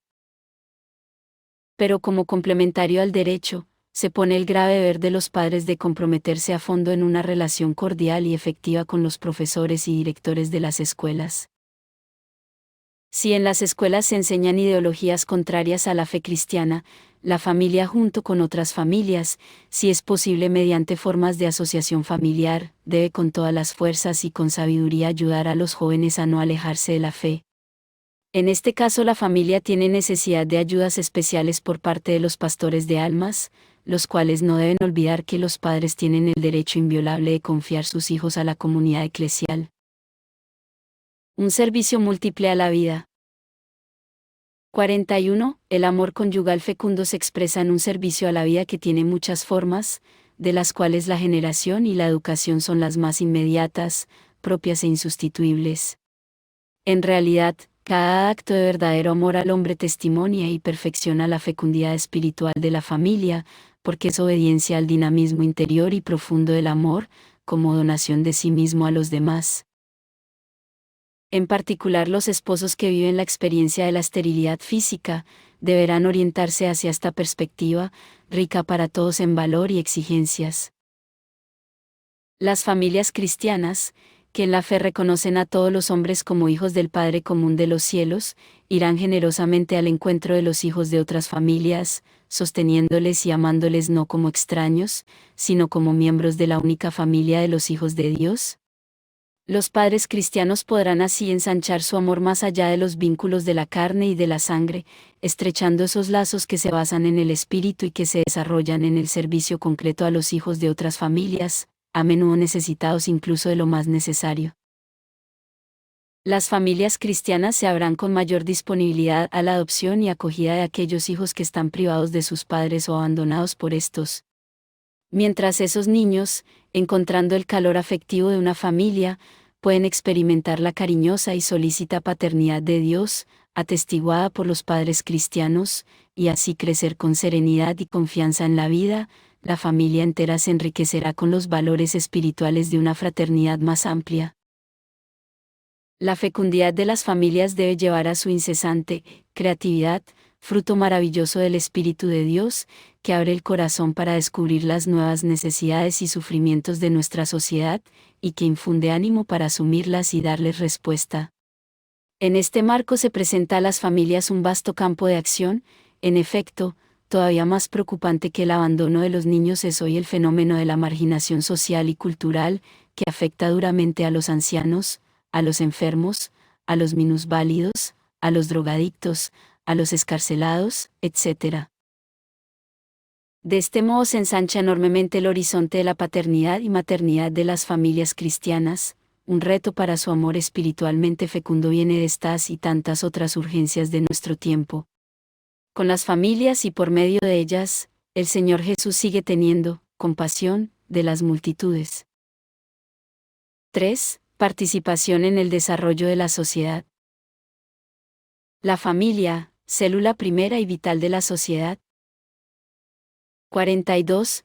El Creador del mundo estableció la sociedad conyugal como origen y fundamento de la sociedad humana. La familia es por ello la célula primera y vital de la sociedad. La familia posee vínculos vitales y orgánicos con la sociedad, porque constituye su fundamento y alimento continuo mediante su función de servicio a la vida. En efecto, de la familia nacen los ciudadanos, y estos encuentran en ella la primera escuela de esas virtudes sociales, que son el alma de la vida y del desarrollo de la sociedad misma. Así la familia, en virtud de su naturaleza y vocación, lejos de encerrarse en sí misma, se abre a las demás familias y a la sociedad, asumiendo su función social. La vida familiar como experiencia de comunión y participación. 43. La misma experiencia de comunión y participación, que debe caracterizar la vida diaria de la familia, representa su primera y fundamental aportación a la sociedad. Las relaciones entre los miembros de la comunidad familiar están inspiradas y guiadas por la ley de la gratuidad, que, respetando y favoreciendo en todos y cada uno la dignidad personal como único título de valor, se hace acogida cordial, encuentro y diálogo, disponibilidad desinteresada, servicio generoso y solidaridad profunda. Así la promoción de una auténtica y madura comunión de personas en la familia se convierte en la primera e insustituible escuela de socialidad, ejemplo y estímulo para las relaciones comunitarias más amplias en un clima de respeto, justicia, diálogo y amor. De este modo, como han recordado los padres sinodales, la familia constituye el lugar natural y el instrumento más eficaz de humanización y de personalización de la sociedad, colabora de manera original y profunda en la construcción del mundo, haciendo posible una vida propiamente humana, en particular custodiando y transmitiendo las virtudes y los valores. Como dice el Concilio Vaticano II, en la familia, las distintas generaciones coinciden y se ayudan mutuamente a lograr una mayor sabiduría y a armonizar los derechos de las personas con las demás exigencias de la vida social. Como consecuencia, de cara a una sociedad que corre el peligro de ser cada vez más despersonalizada y masificada, y por tanto inhumana y deshumanizadora, con los resultados negativos de tantas formas de evasión, como son, por ejemplo, el alcoholismo, la droga y el mismo terrorismo. La familia posee y comunica todavía hoy energías formidables capaces de sacar al hombre del anonimato, de mantenerlo consciente de su dignidad personal, de enriquecerlo con profunda humanidad y de inserirlo activamente con su unicidad e irrepetibilidad en el tejido de la sociedad. Función social y política.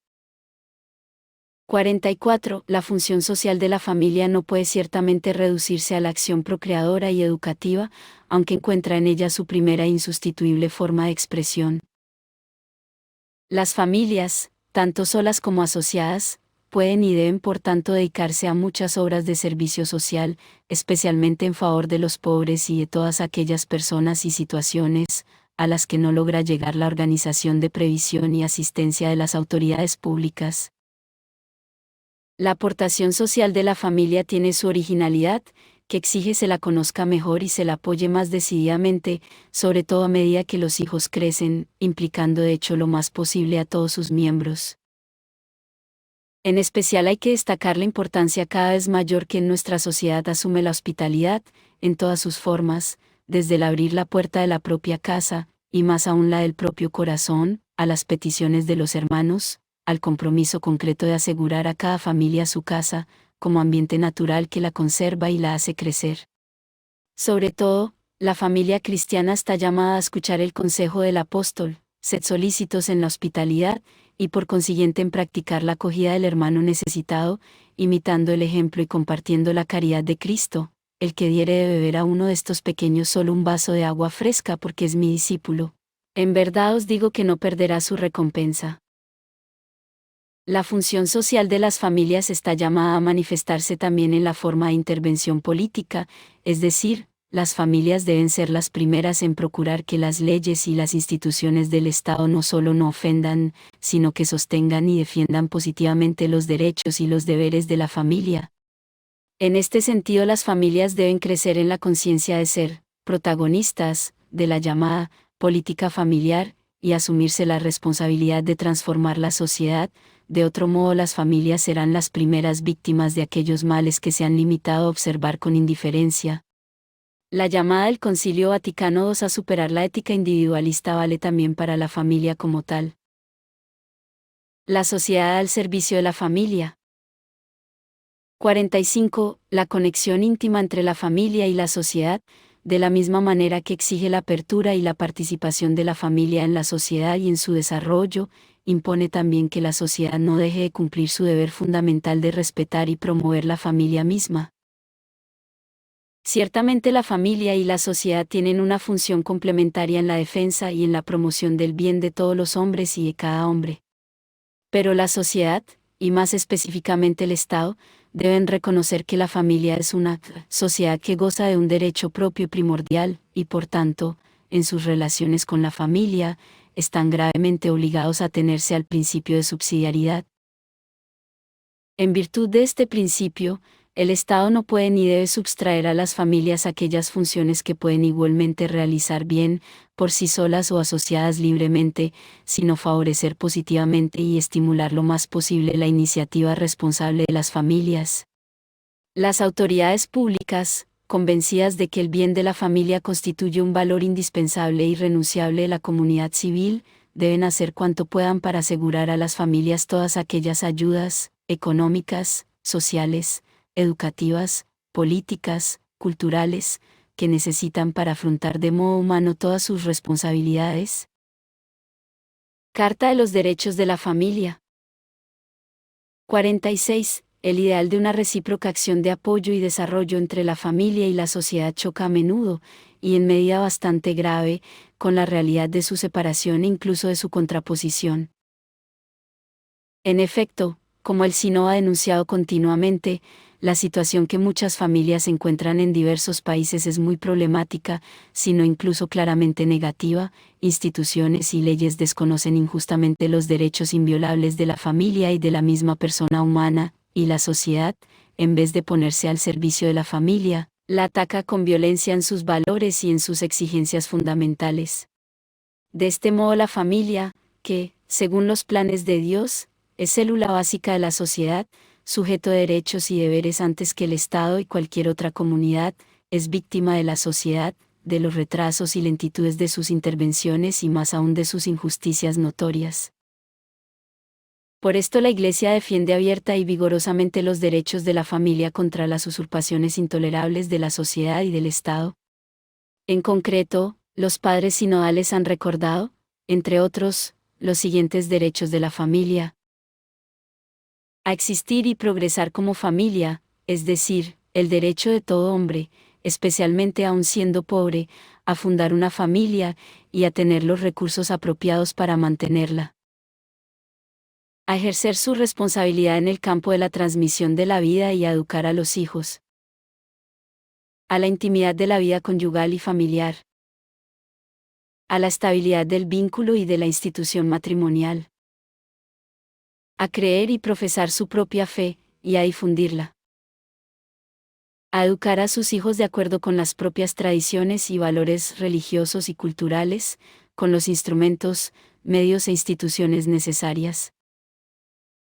A obtener la seguridad física, social, política y económica, especialmente de los pobres y enfermos. El derecho a una vivienda adecuada, para una vida familiar digna.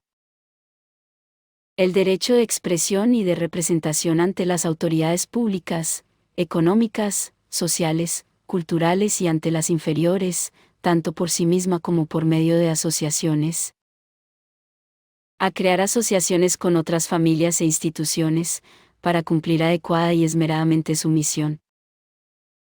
A proteger a los menores, mediante instituciones y leyes apropiadas, contra los medicamentos perjudiciales, la pornografía, el alcoholismo, etc. El derecho a un justo tiempo libre que favorezca, a la vez, los valores de la familia. El derecho de los ancianos a una vida y a una muerte dignas. El derecho a emigrar como familia, para buscar mejores condiciones de vida. La Santa Sede, acogiendo la petición explícita del Sínodo, se encargará de estudiar detenidamente estas sugerencias, elaborando una Carta de los Derechos de la Familia, para presentarla a los ambientes y autoridades interesadas. Gracia y responsabilidad de la familia cristiana. 47. La función social propia de cada familia compete, por un título nuevo y original, a la familia cristiana, fundada sobre el sacramento del matrimonio. Este sacramento, asumiendo la realidad humana del amor conyugal en todas sus implicaciones, capacita y compromete a los esposos y a los padres cristianos a vivir su vocación de laicos, y por consiguiente a buscar el reino de Dios gestionando los asuntos temporales y ordenándolos según Dios. El cometido social y político forma parte de la misión real o de servicio, en la que participan los esposos cristianos en virtud del sacramento del matrimonio, recibiendo a la vez un mandato al que no pueden sustraerse y una gracia que los sostiene y los anima. De este modo la familia cristiana está llamada a ofrecer a todos el testimonio de una entrega generosa y desinteresada a los problemas sociales, mediante la opción preferencial por los pobres y los marginados. Por eso la familia, avanzando en el seguimiento del Señor mediante un amor especial hacia todos los pobres, debe preocuparse especialmente de los que padecen hambre, de los indigentes, de los ancianos, los enfermos, los drogadictos o los que están sin familia. Hacia un nuevo orden internacional. 48. Ante la dimensión mundial que hoy caracteriza los diversos problemas sociales, la familia ve que se dilata de una manera totalmente nueva su cometido ante el desarrollo de la sociedad.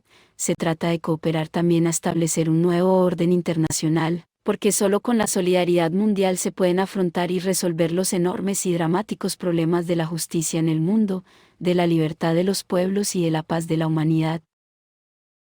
La comunión espiritual de las familias cristianas, enraizadas en la fe y esperanza común y vivificadas por la caridad, constituye una energía interior que origina, difunde y desarrolla justicia, reconciliación, fraternidad y paz entre los hombres.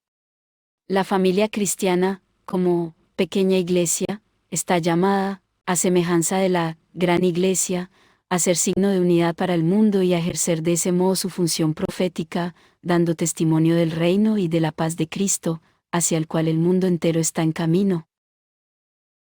Las familias cristianas podrán realizar esto tanto por medio de su acción educadora, es decir, ofreciendo a los hijos un modelo de vida fundado sobre los valores de la verdad, libertad, justicia y amor, bien sea con un compromiso activo y responsable para el crecimiento auténticamente humano de la sociedad y de sus instituciones, bien con el apoyo, de diferentes modos, a las asociaciones dedicadas específicamente a los problemas del orden internacional. 4. Participación en la vida y misión de la Iglesia. La familia en el misterio de la Iglesia. 49. Entre los cometidos fundamentales de la familia cristiana se halla el eclesial, es decir, que ella está puesta al servicio de la edificación del reino de Dios en la historia, mediante la participación en la vida y misión de la Iglesia. Para comprender mejor los fundamentos, contenidos y características de tal participación, hay que examinar a fondo los múltiples y profundos vínculos que unen entre sí a la Iglesia y a la familia cristiana, y que hacen de esta última como una iglesia en miniatura, eclesia doméstica, de modo que sea, a su manera, una imagen viva y una representación histórica del misterio mismo de la Iglesia. Es ante todo la Iglesia Madre la que engendra, educa, edifica la familia cristiana, poniendo en práctica para con la misma la misión de salvación que ha recibido de su Señor. Con el anuncio de la palabra de Dios, la Iglesia revela a la familia cristiana su verdadera identidad, lo que sí debe ser según el plan del Señor. Con la celebración de los sacramentos, la Iglesia enriquece y corrobora a la familia cristiana con la gracia de Cristo, en orden a su santificación para la gloria del Padre. Con la renovada proclamación del mandamiento nuevo de la caridad, la Iglesia anima y guía a la familia cristiana al servicio del amor, para que imite y reviva el mismo amor de donación y sacrificio que el Señor Jesús nutre hacia toda la humanidad. Por su parte, la familia cristiana está insertada de tal forma en el misterio de la Iglesia que participa, a su manera, en la misión de salvación que es propia de la Iglesia. Los cónyuges y padres cristianos, en virtud del sacramento, poseen su propio don, dentro del pueblo de Dios, en su estado y forma de vida. Por eso no solo reciben el amor de Cristo, convirtiéndose en comunidad salvada, sino que están también llamados a transmitir a los hermanos el mismo amor de Cristo, haciéndose así comunidad salvadora.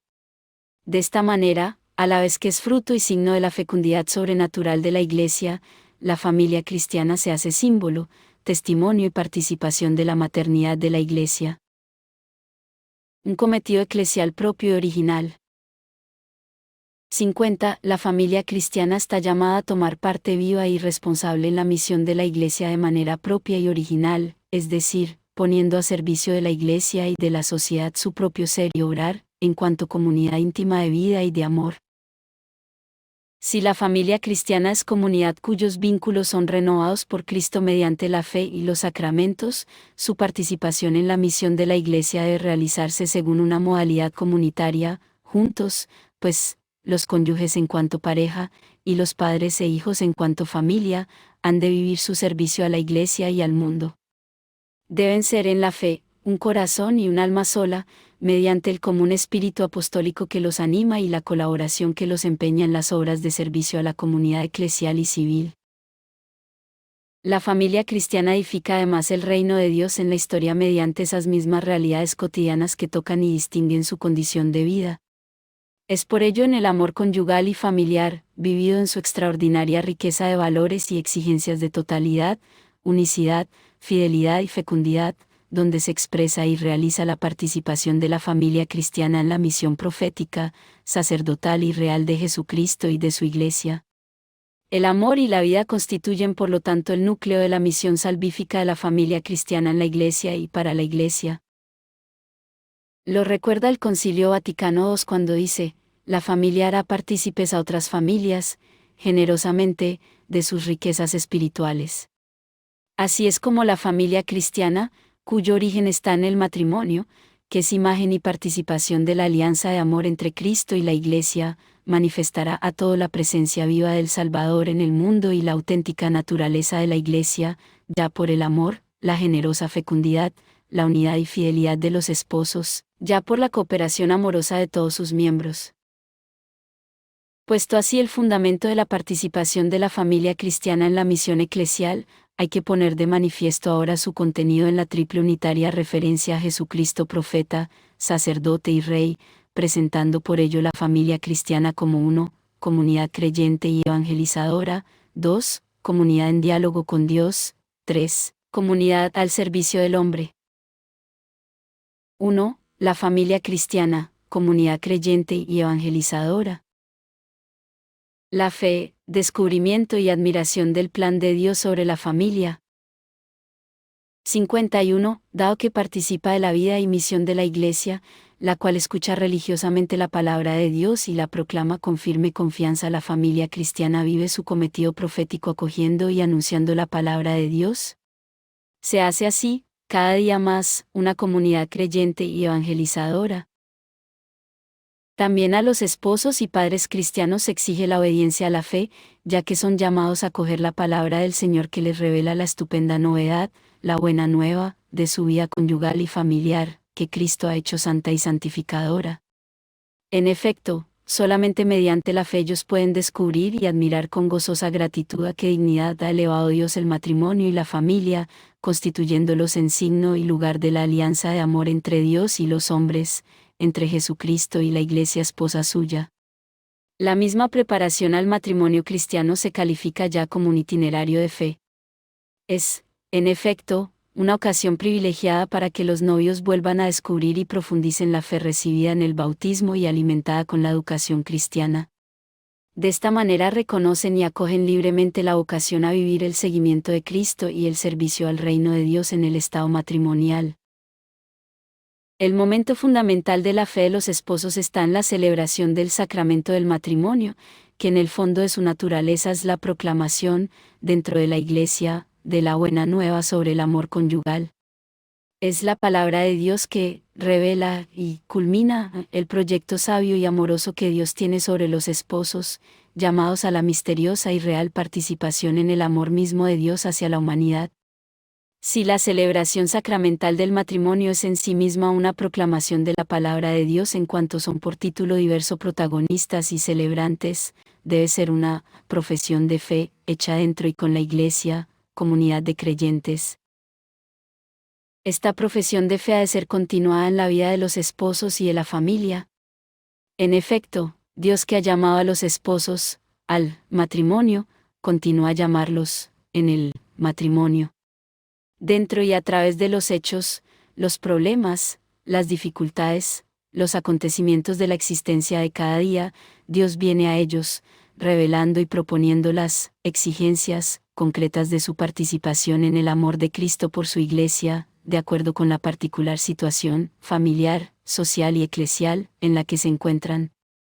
El descubrimiento y la obediencia al plan de Dios deben hacerse, en conjunto, por parte de la comunidad conyugal y familiar, a través de la misma experiencia humana del amor vivido en el Espíritu de Cristo entre los esposos, entre los padres y los hijos. Para esto, también la pequeña iglesia doméstica, como la gran iglesia, tiene necesidad de ser evangelizada continua e intensamente. De ahí deriva su deber de educación permanente en la fe. Ministerio de Evangelización de la Familia Cristiana. 52. En la medida en que la familia cristiana acoge el Evangelio y madura en la fe, se hace comunidad evangelizadora. Escuchemos de nuevo a Pablo VI. La familia, al igual que la Iglesia, debe ser un espacio donde el Evangelio es transmitido y desde donde éste se irradia. Dentro pues de una familia consciente de esta misión, todos los miembros de la misma evangelizan y son evangelizados. Los padres no solo comunican a los hijos el Evangelio, sino que pueden a su vez recibir de ellos este mismo Evangelio profundamente vivido. Una familia así se hace evangelizadora de otras muchas familias y del ambiente en que ella vive. Como ha repetido el sínodo, recogiendo mi llamada lanzada en Puebla, la futura evangelización depende en gran parte de la iglesia doméstica. Esta misión apostólica de la familia está enraizada en el bautismo y recibe con la gracia sacramental del matrimonio una nueva fuerza para transmitir la fe, para santificar y transformar la sociedad actual según el plan de Dios. La familia cristiana, hoy sobre todo, tiene una especial vocación a ser testigo de la alianza pascual de Cristo, mediante la constante irradiación de la alegría del amor y de la certeza de la esperanza, de la que de dar razón. La familia cristiana proclama en voz alta tanto las presentes virtudes del reino de Dios como la esperanza de la vida bienaventurada. La absoluta necesidad de la catequesis familiar surge con singular fuerza en determinadas situaciones, que la Iglesia constata por desgracia en diversos lugares, en los lugares donde una legislación antirreligiosa pretende incluso impedir la educación en la fe, o donde ha cundido la incredulidad o ha penetrado el secularismo hasta el punto de resultar prácticamente imposible una verdadera creencia religiosa. La iglesia doméstica es el único ámbito donde los niños y los jóvenes pueden recibir una auténtica catequesis. Un servicio eclesial. 53. El ministerio de evangelización de los padres cristianos es original e insustituible y asume las características típicas de la vida familiar, hecha, como debería estar, de amor, sencillez, concreción y testimonio cotidiano. La familia debe formar a los hijos para la vida, de manera que cada uno cumpla en plenitud su cometido, de acuerdo con la vocación recibida de Dios. Efectivamente, la familia que está abierta a los valores trascendentes, que sirve a los hermanos en la alegría, que cumple con generosa fidelidad sus obligaciones y es consciente de su cotidiana participación en el misterio de la cruz gloriosa de Cristo, se convierte en el primero y mejor seminario de vocaciones a la vida consagrada al reino de Dios. El ministerio de evangelización y catequesis de los padres debe acompañar la vida de los hijos también durante su adolescencia y juventud, cuando ellos, como sucede con frecuencia, contestan o incluso rechazan la fe cristiana recibida en los primeros años de su vida. Y así como en la Iglesia no se puede separar la obra de evangelización del sufrimiento del apóstol, así también en la familia cristiana los padres deben afrontar con valentía y gran serenidad de espíritu las dificultades que hay a veces en los mismos hijos su ministerio de evangelización.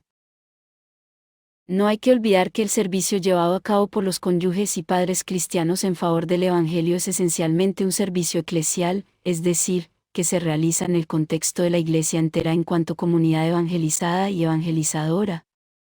En cuanto enraizado y derivado de la única misión de la Iglesia y en cuanto ordenado a la edificación del único cuerpo de Cristo, el ministerio de evangelización y de catequesis de la Iglesia doméstica ha de quedar en íntima comunión y ha de armonizarse responsablemente con los otros servicios de evangelización y de catequesis presentes y operantes en la comunidad eclesial, tanto diocesana como parroquial. Predicar el Evangelio a toda criatura. 54. La universalidad sin fronteras es el horizonte propio de la evangelización, animada interiormente por el afán misionero, ya que es de hecho la respuesta a la explícita e inequívoca consigna de Cristo: ide por el mundo y predica el Evangelio a toda criatura.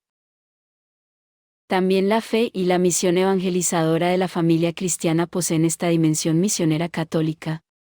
El sacramento del matrimonio, que plantea con nueva fuerza el deber arraigado en el bautismo y en la confirmación de defender y difundir la fe, constituye a los cónyuges y padres cristianos en testigos de Cristo, hasta los últimos confines de la tierra, como verdaderos y propios misioneros, del amor y de la vida. Una cierta forma de actividad misionera puede ser desplegada ya en el interior de la familia.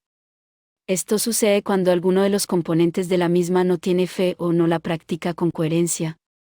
En este caso, los parientes deben ofrecerles tal testimonio de vida que los estimule y sostenga en el camino hacia la plena adhesión a Cristo Salvador. Animada por el espíritu misionero en su propio interior, la Iglesia doméstica está llamada a ser un signo luminoso de la presencia de Cristo y de su amor incluso para los alejados, para las familias que no creen todavía y para las familias cristianas que no viven coherentemente la fe recibida. Está llamada, con su ejemplo y testimonio, a iluminar a los que buscan la verdad. Así como ya al principio del cristianismo Aquila y Priscila se presentaban como una pareja misionera, así también la Iglesia testimonia hoy su incesante novedad y vigor con la presencia de cónyuges y familias cristianas que, al menos durante un cierto periodo de tiempo, van a tierras de misión a anunciar el Evangelio, sirviendo al hombre por amor de Jesucristo. Las familias cristianas dan una contribución particular a la causa misionera de la Iglesia, cultivando la vocación misionera en sus propios hijos e hijas y, de manera más general, con una obra educadora que prepara a sus hijos, desde la juventud, para conocer el amor de Dios hacia todos los hombres. 2. La familia cristiana, comunidad en diálogo con Dios. El santuario doméstico de la Iglesia. 55. El anuncio del Evangelio y su acogida mediante la fe encuentran su plenitud en la celebración sacramental. La Iglesia, comunidad creyente y evangelizadora, es también pueblo sacerdotal, es decir, revestido de la dignidad y partícipe de la potestad de Cristo, sumo sacerdote de la nueva y eterna alianza. También la familia cristiana está inserta en la Iglesia, pueblo sacerdotal, mediante el sacramento del matrimonio, en el cual está enraizada y de la que se alimenta, es vivificada continuamente por el Señor y es llamada e invitada al diálogo con Dios mediante la vida sacramental, el ofrecimiento de la propia vida y oración. Este es el cometido sacerdotal que la familia cristiana puede y debe ejercer en íntima comunión con toda la Iglesia, a través de las realidades cotidianas de la vida conyugal y familiar. De esta manera la familia cristiana es llamada a santificarse y a santificar a la comunidad eclesial y al mundo. El matrimonio, sacramento de mutua santificación y acto de culto. 56. Fuente y medio original de santificación propia para los cónyuges y para la familia cristiana es el sacramento del matrimonio, que presupone y especifica la gracia santificadora del bautismo. En virtud del misterio de la muerte y resurrección de Cristo, en el que el matrimonio cristiano se sitúa de nuevo, el amor conyugal es purificado y santificado, el Señor se ha dignado sanar este amor, perfeccionarlo y elevarlo con el don especial de la gracia y la caridad. El don de Jesucristo no se agota en la celebración del sacramento del matrimonio, sino que acompaña a los cónyuges a lo largo de toda su existencia. Lo recuerda explícitamente el Concilio Vaticano II cuando dice que Jesucristo permanece con ellos para que los esposos, con su mutua entrega, se amen con perpetua fidelidad, como él mismo amó a la Iglesia y se entregó por ella. Por ello los esposos cristianos, para cumplir dignamente sus deberes de Estado, están fortificados y como consagrados por un sacramento especial, con cuya virtud, al cumplir su misión conyugal y familiar, imbuidos del Espíritu de Cristo, que satura toda su vida de fe, esperanza y caridad, llegan cada vez más a su propia perfección y a su mutua santificación, y, por tanto, conjuntamente, a la glorificación de Dios. La vocación universal a la santidad está dirigida también a los cónyuges y padres cristianos. Para ellos está especificada por el sacramento celebrado y traducida concretamente en las realidades propias de la existencia conyugal y familiar, 140. De ahí nacen la gracia y la exigencia de una auténtica y profunda espiritualidad conyugal y familiar, que ha de inspirarse en los motivos de la creación, de la alianza, de la cruz, de la resurrección y del signo, de los que se ha ocupado en más de una ocasión el sínodo. El matrimonio cristiano, como todos los sacramentos que están ordenados a la santificación de los hombres, a la edificación del cuerpo de Cristo y, en definitiva, a dar culto a Dios, es en sí mismo un acto litúrgico de glorificación de Dios en Jesucristo y en la Iglesia. Celebrándolo, los cónyuges cristianos profesan su gratitud a Dios por el bien sublime que se les da de poder revivir en su existencia conyugal y familiar el amor mismo de Dios por los hombres y del Señor Jesús por la Iglesia, su esposa. Y como del sacramento derivan para los cónyuges el don y el deber de vivir cotidianamente la santificación recibida, del mismo sacramento brotan también la gracia y el compromiso moral de transformar toda su vida en un continuo sacrificio espiritual, 142. También a los esposos y padres cristianos, de modo especial en esas realidades terrenas y temporales que los caracterizan, se aplican las palabras del concilio, también los laicos, como adoradores que en todo lugar actúan santamente, consagran el mundo mismo a Dios. Matrimonio y Eucaristía. 57. El deber de santificación de la familia cristiana tiene su primera raíz en el bautismo y su expresión máxima en la Eucaristía, a la que está íntimamente unido el matrimonio cristiano.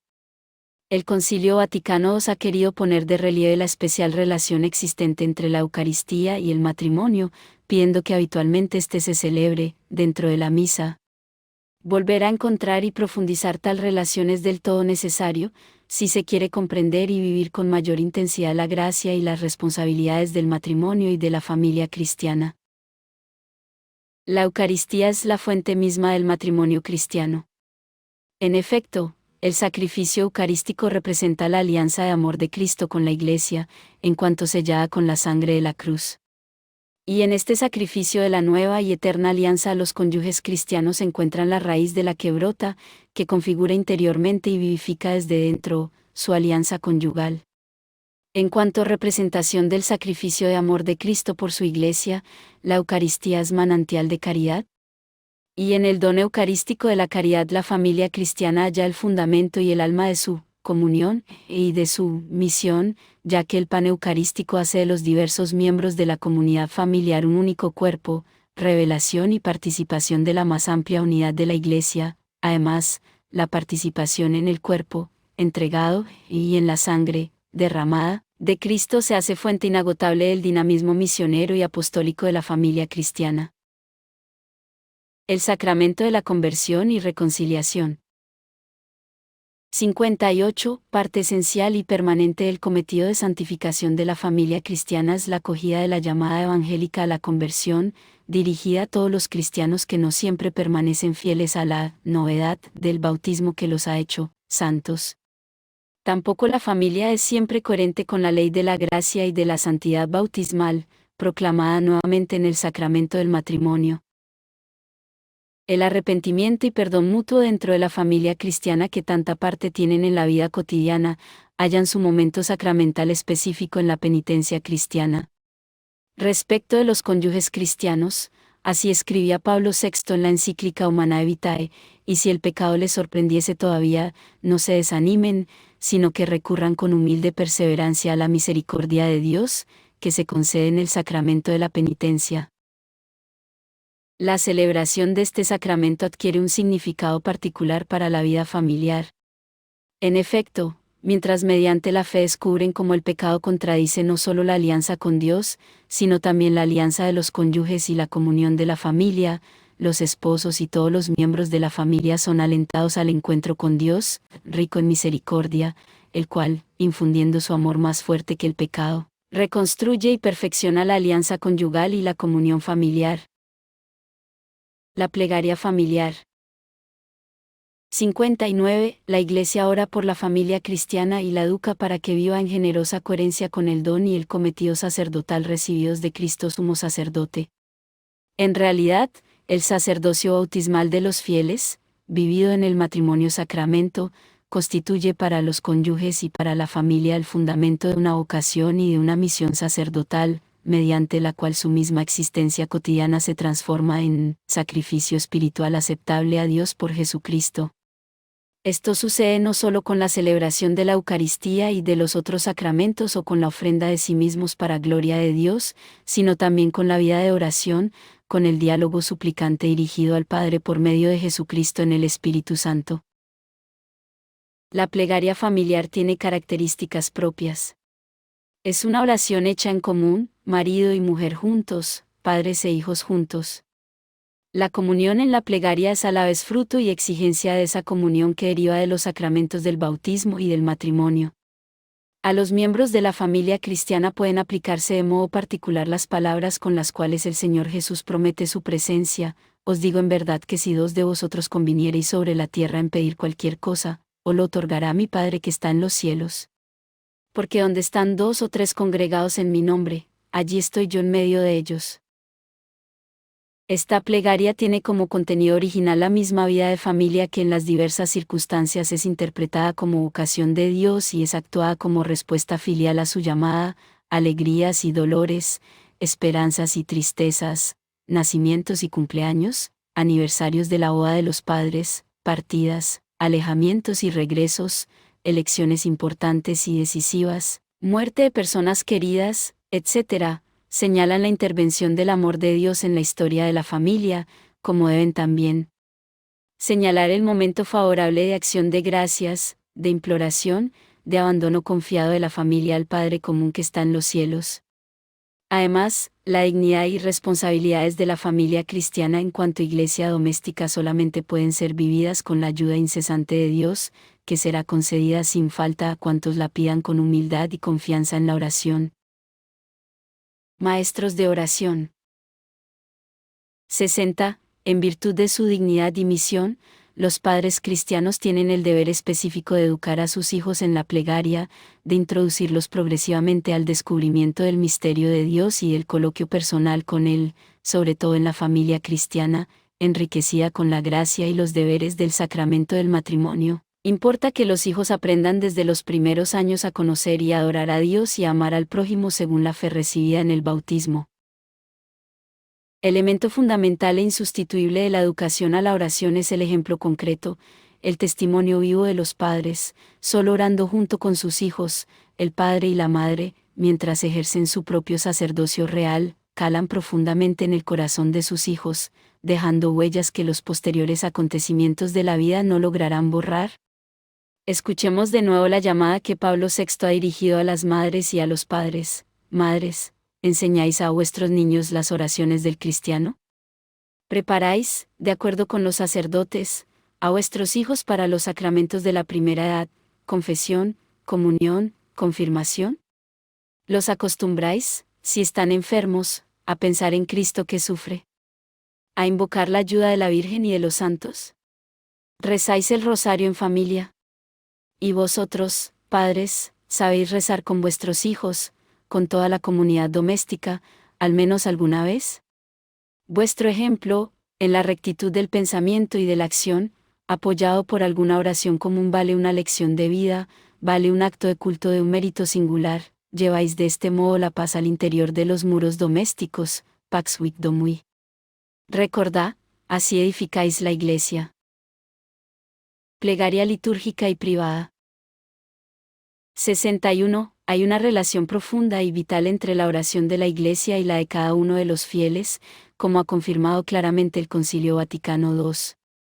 Una finalidad importante de la plegaria de la Iglesia doméstica es la de constituir para los hijos la introducción natural a la oración litúrgica propia de toda la Iglesia, en el sentido de preparar a ella y de extenderla al ámbito de la vida personal, familiar y social.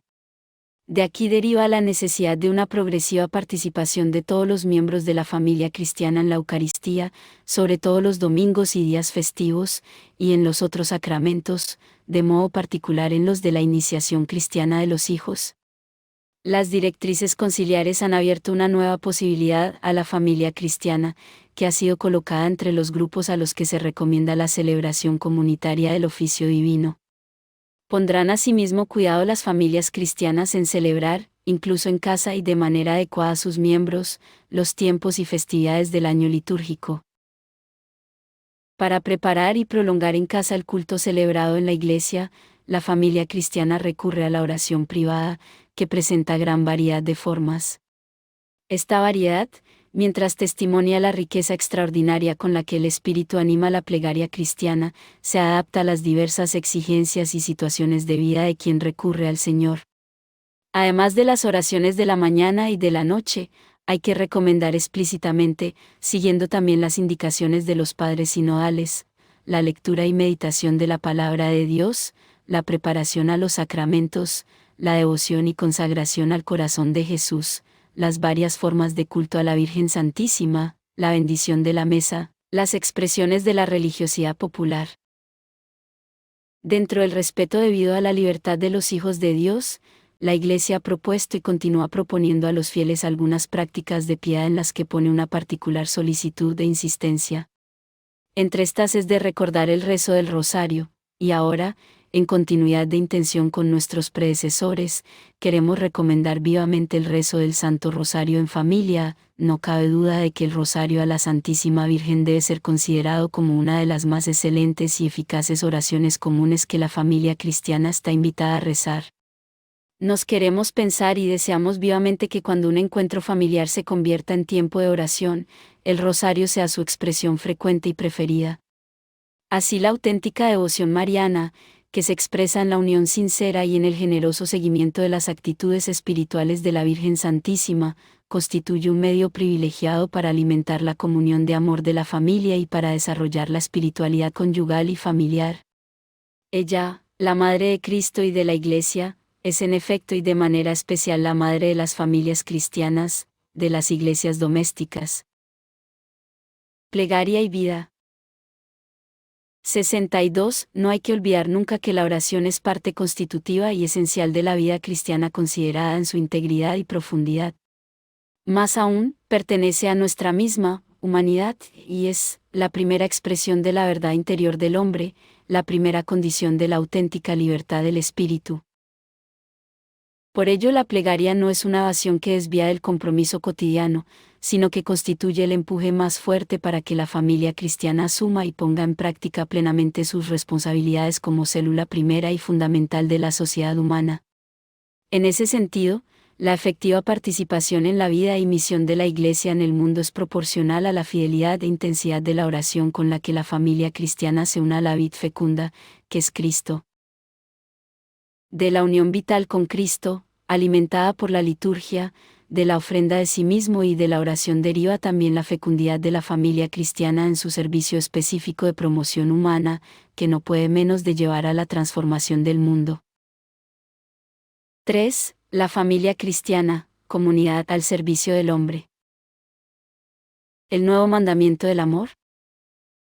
63. La Iglesia, pueblo profético, sacerdotal y real, tiene la misión de llevar a todos los hombres a acoger con fe la palabra de Dios, a celebrarla y profesarla en los sacramentos y en la plegaria, y finalmente a manifestarla en la vida concreta según el don y el nuevo mandamiento del amor.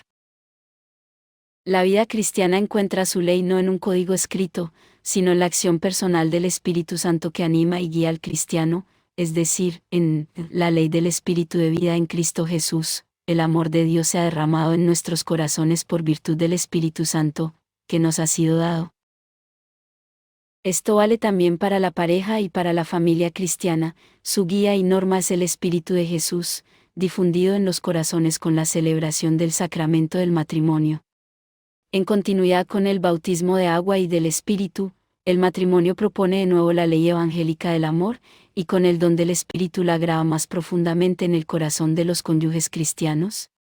Su amor, purificado y salvado, es fruto del Espíritu que actúa en el corazón de los creyentes y se pone a la vez como el mandamiento fundamental de la vida moral que es una exigencia de su libertad responsable.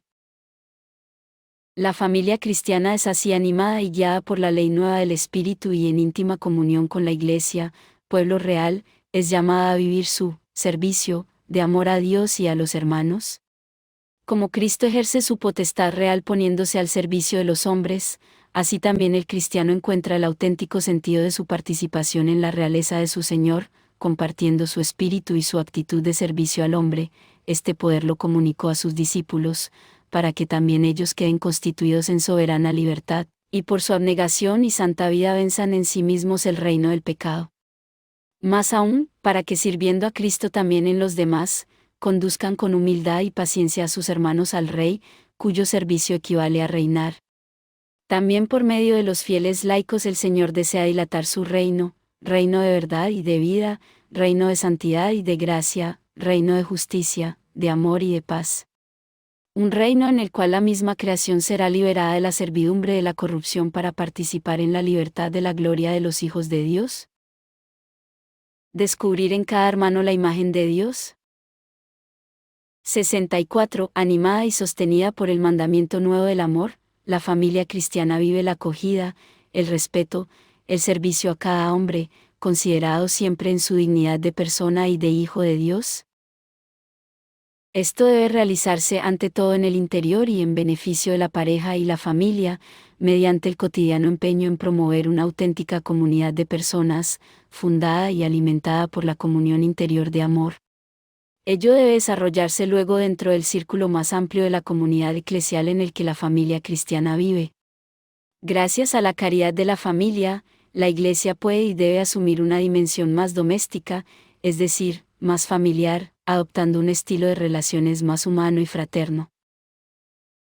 La caridad va más allá de los propios hermanos en la fe, ya que cada hombre es mi hermano, y en cada uno, sobre todo si es pobre, débil, si sufre o es tratado injustamente, la caridad sabe descubrir el rostro de Cristo y un hermano amar y servir.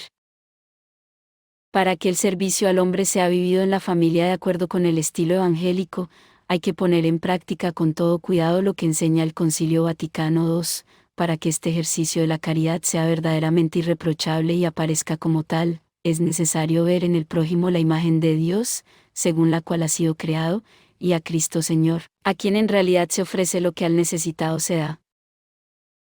La familia cristiana, mientras con la caridad edifica la Iglesia, se pone al servicio del hombre y del mundo, actuando de verdad aquella promoción humana, cuyo contenido ha sido sintetizado en el mensaje del Sínodo a las familias. Otro cometido de la familia es el de formar los hombres al amor y practicar el amor en toda relación humana con los demás, de tal modo que ya no se encierre en sí misma, sino que permanezca abierta a la comunidad, inspirándose en un sentido de justicia y de solicitud hacia los otros, consciente de la propia responsabilidad hacia toda la sociedad.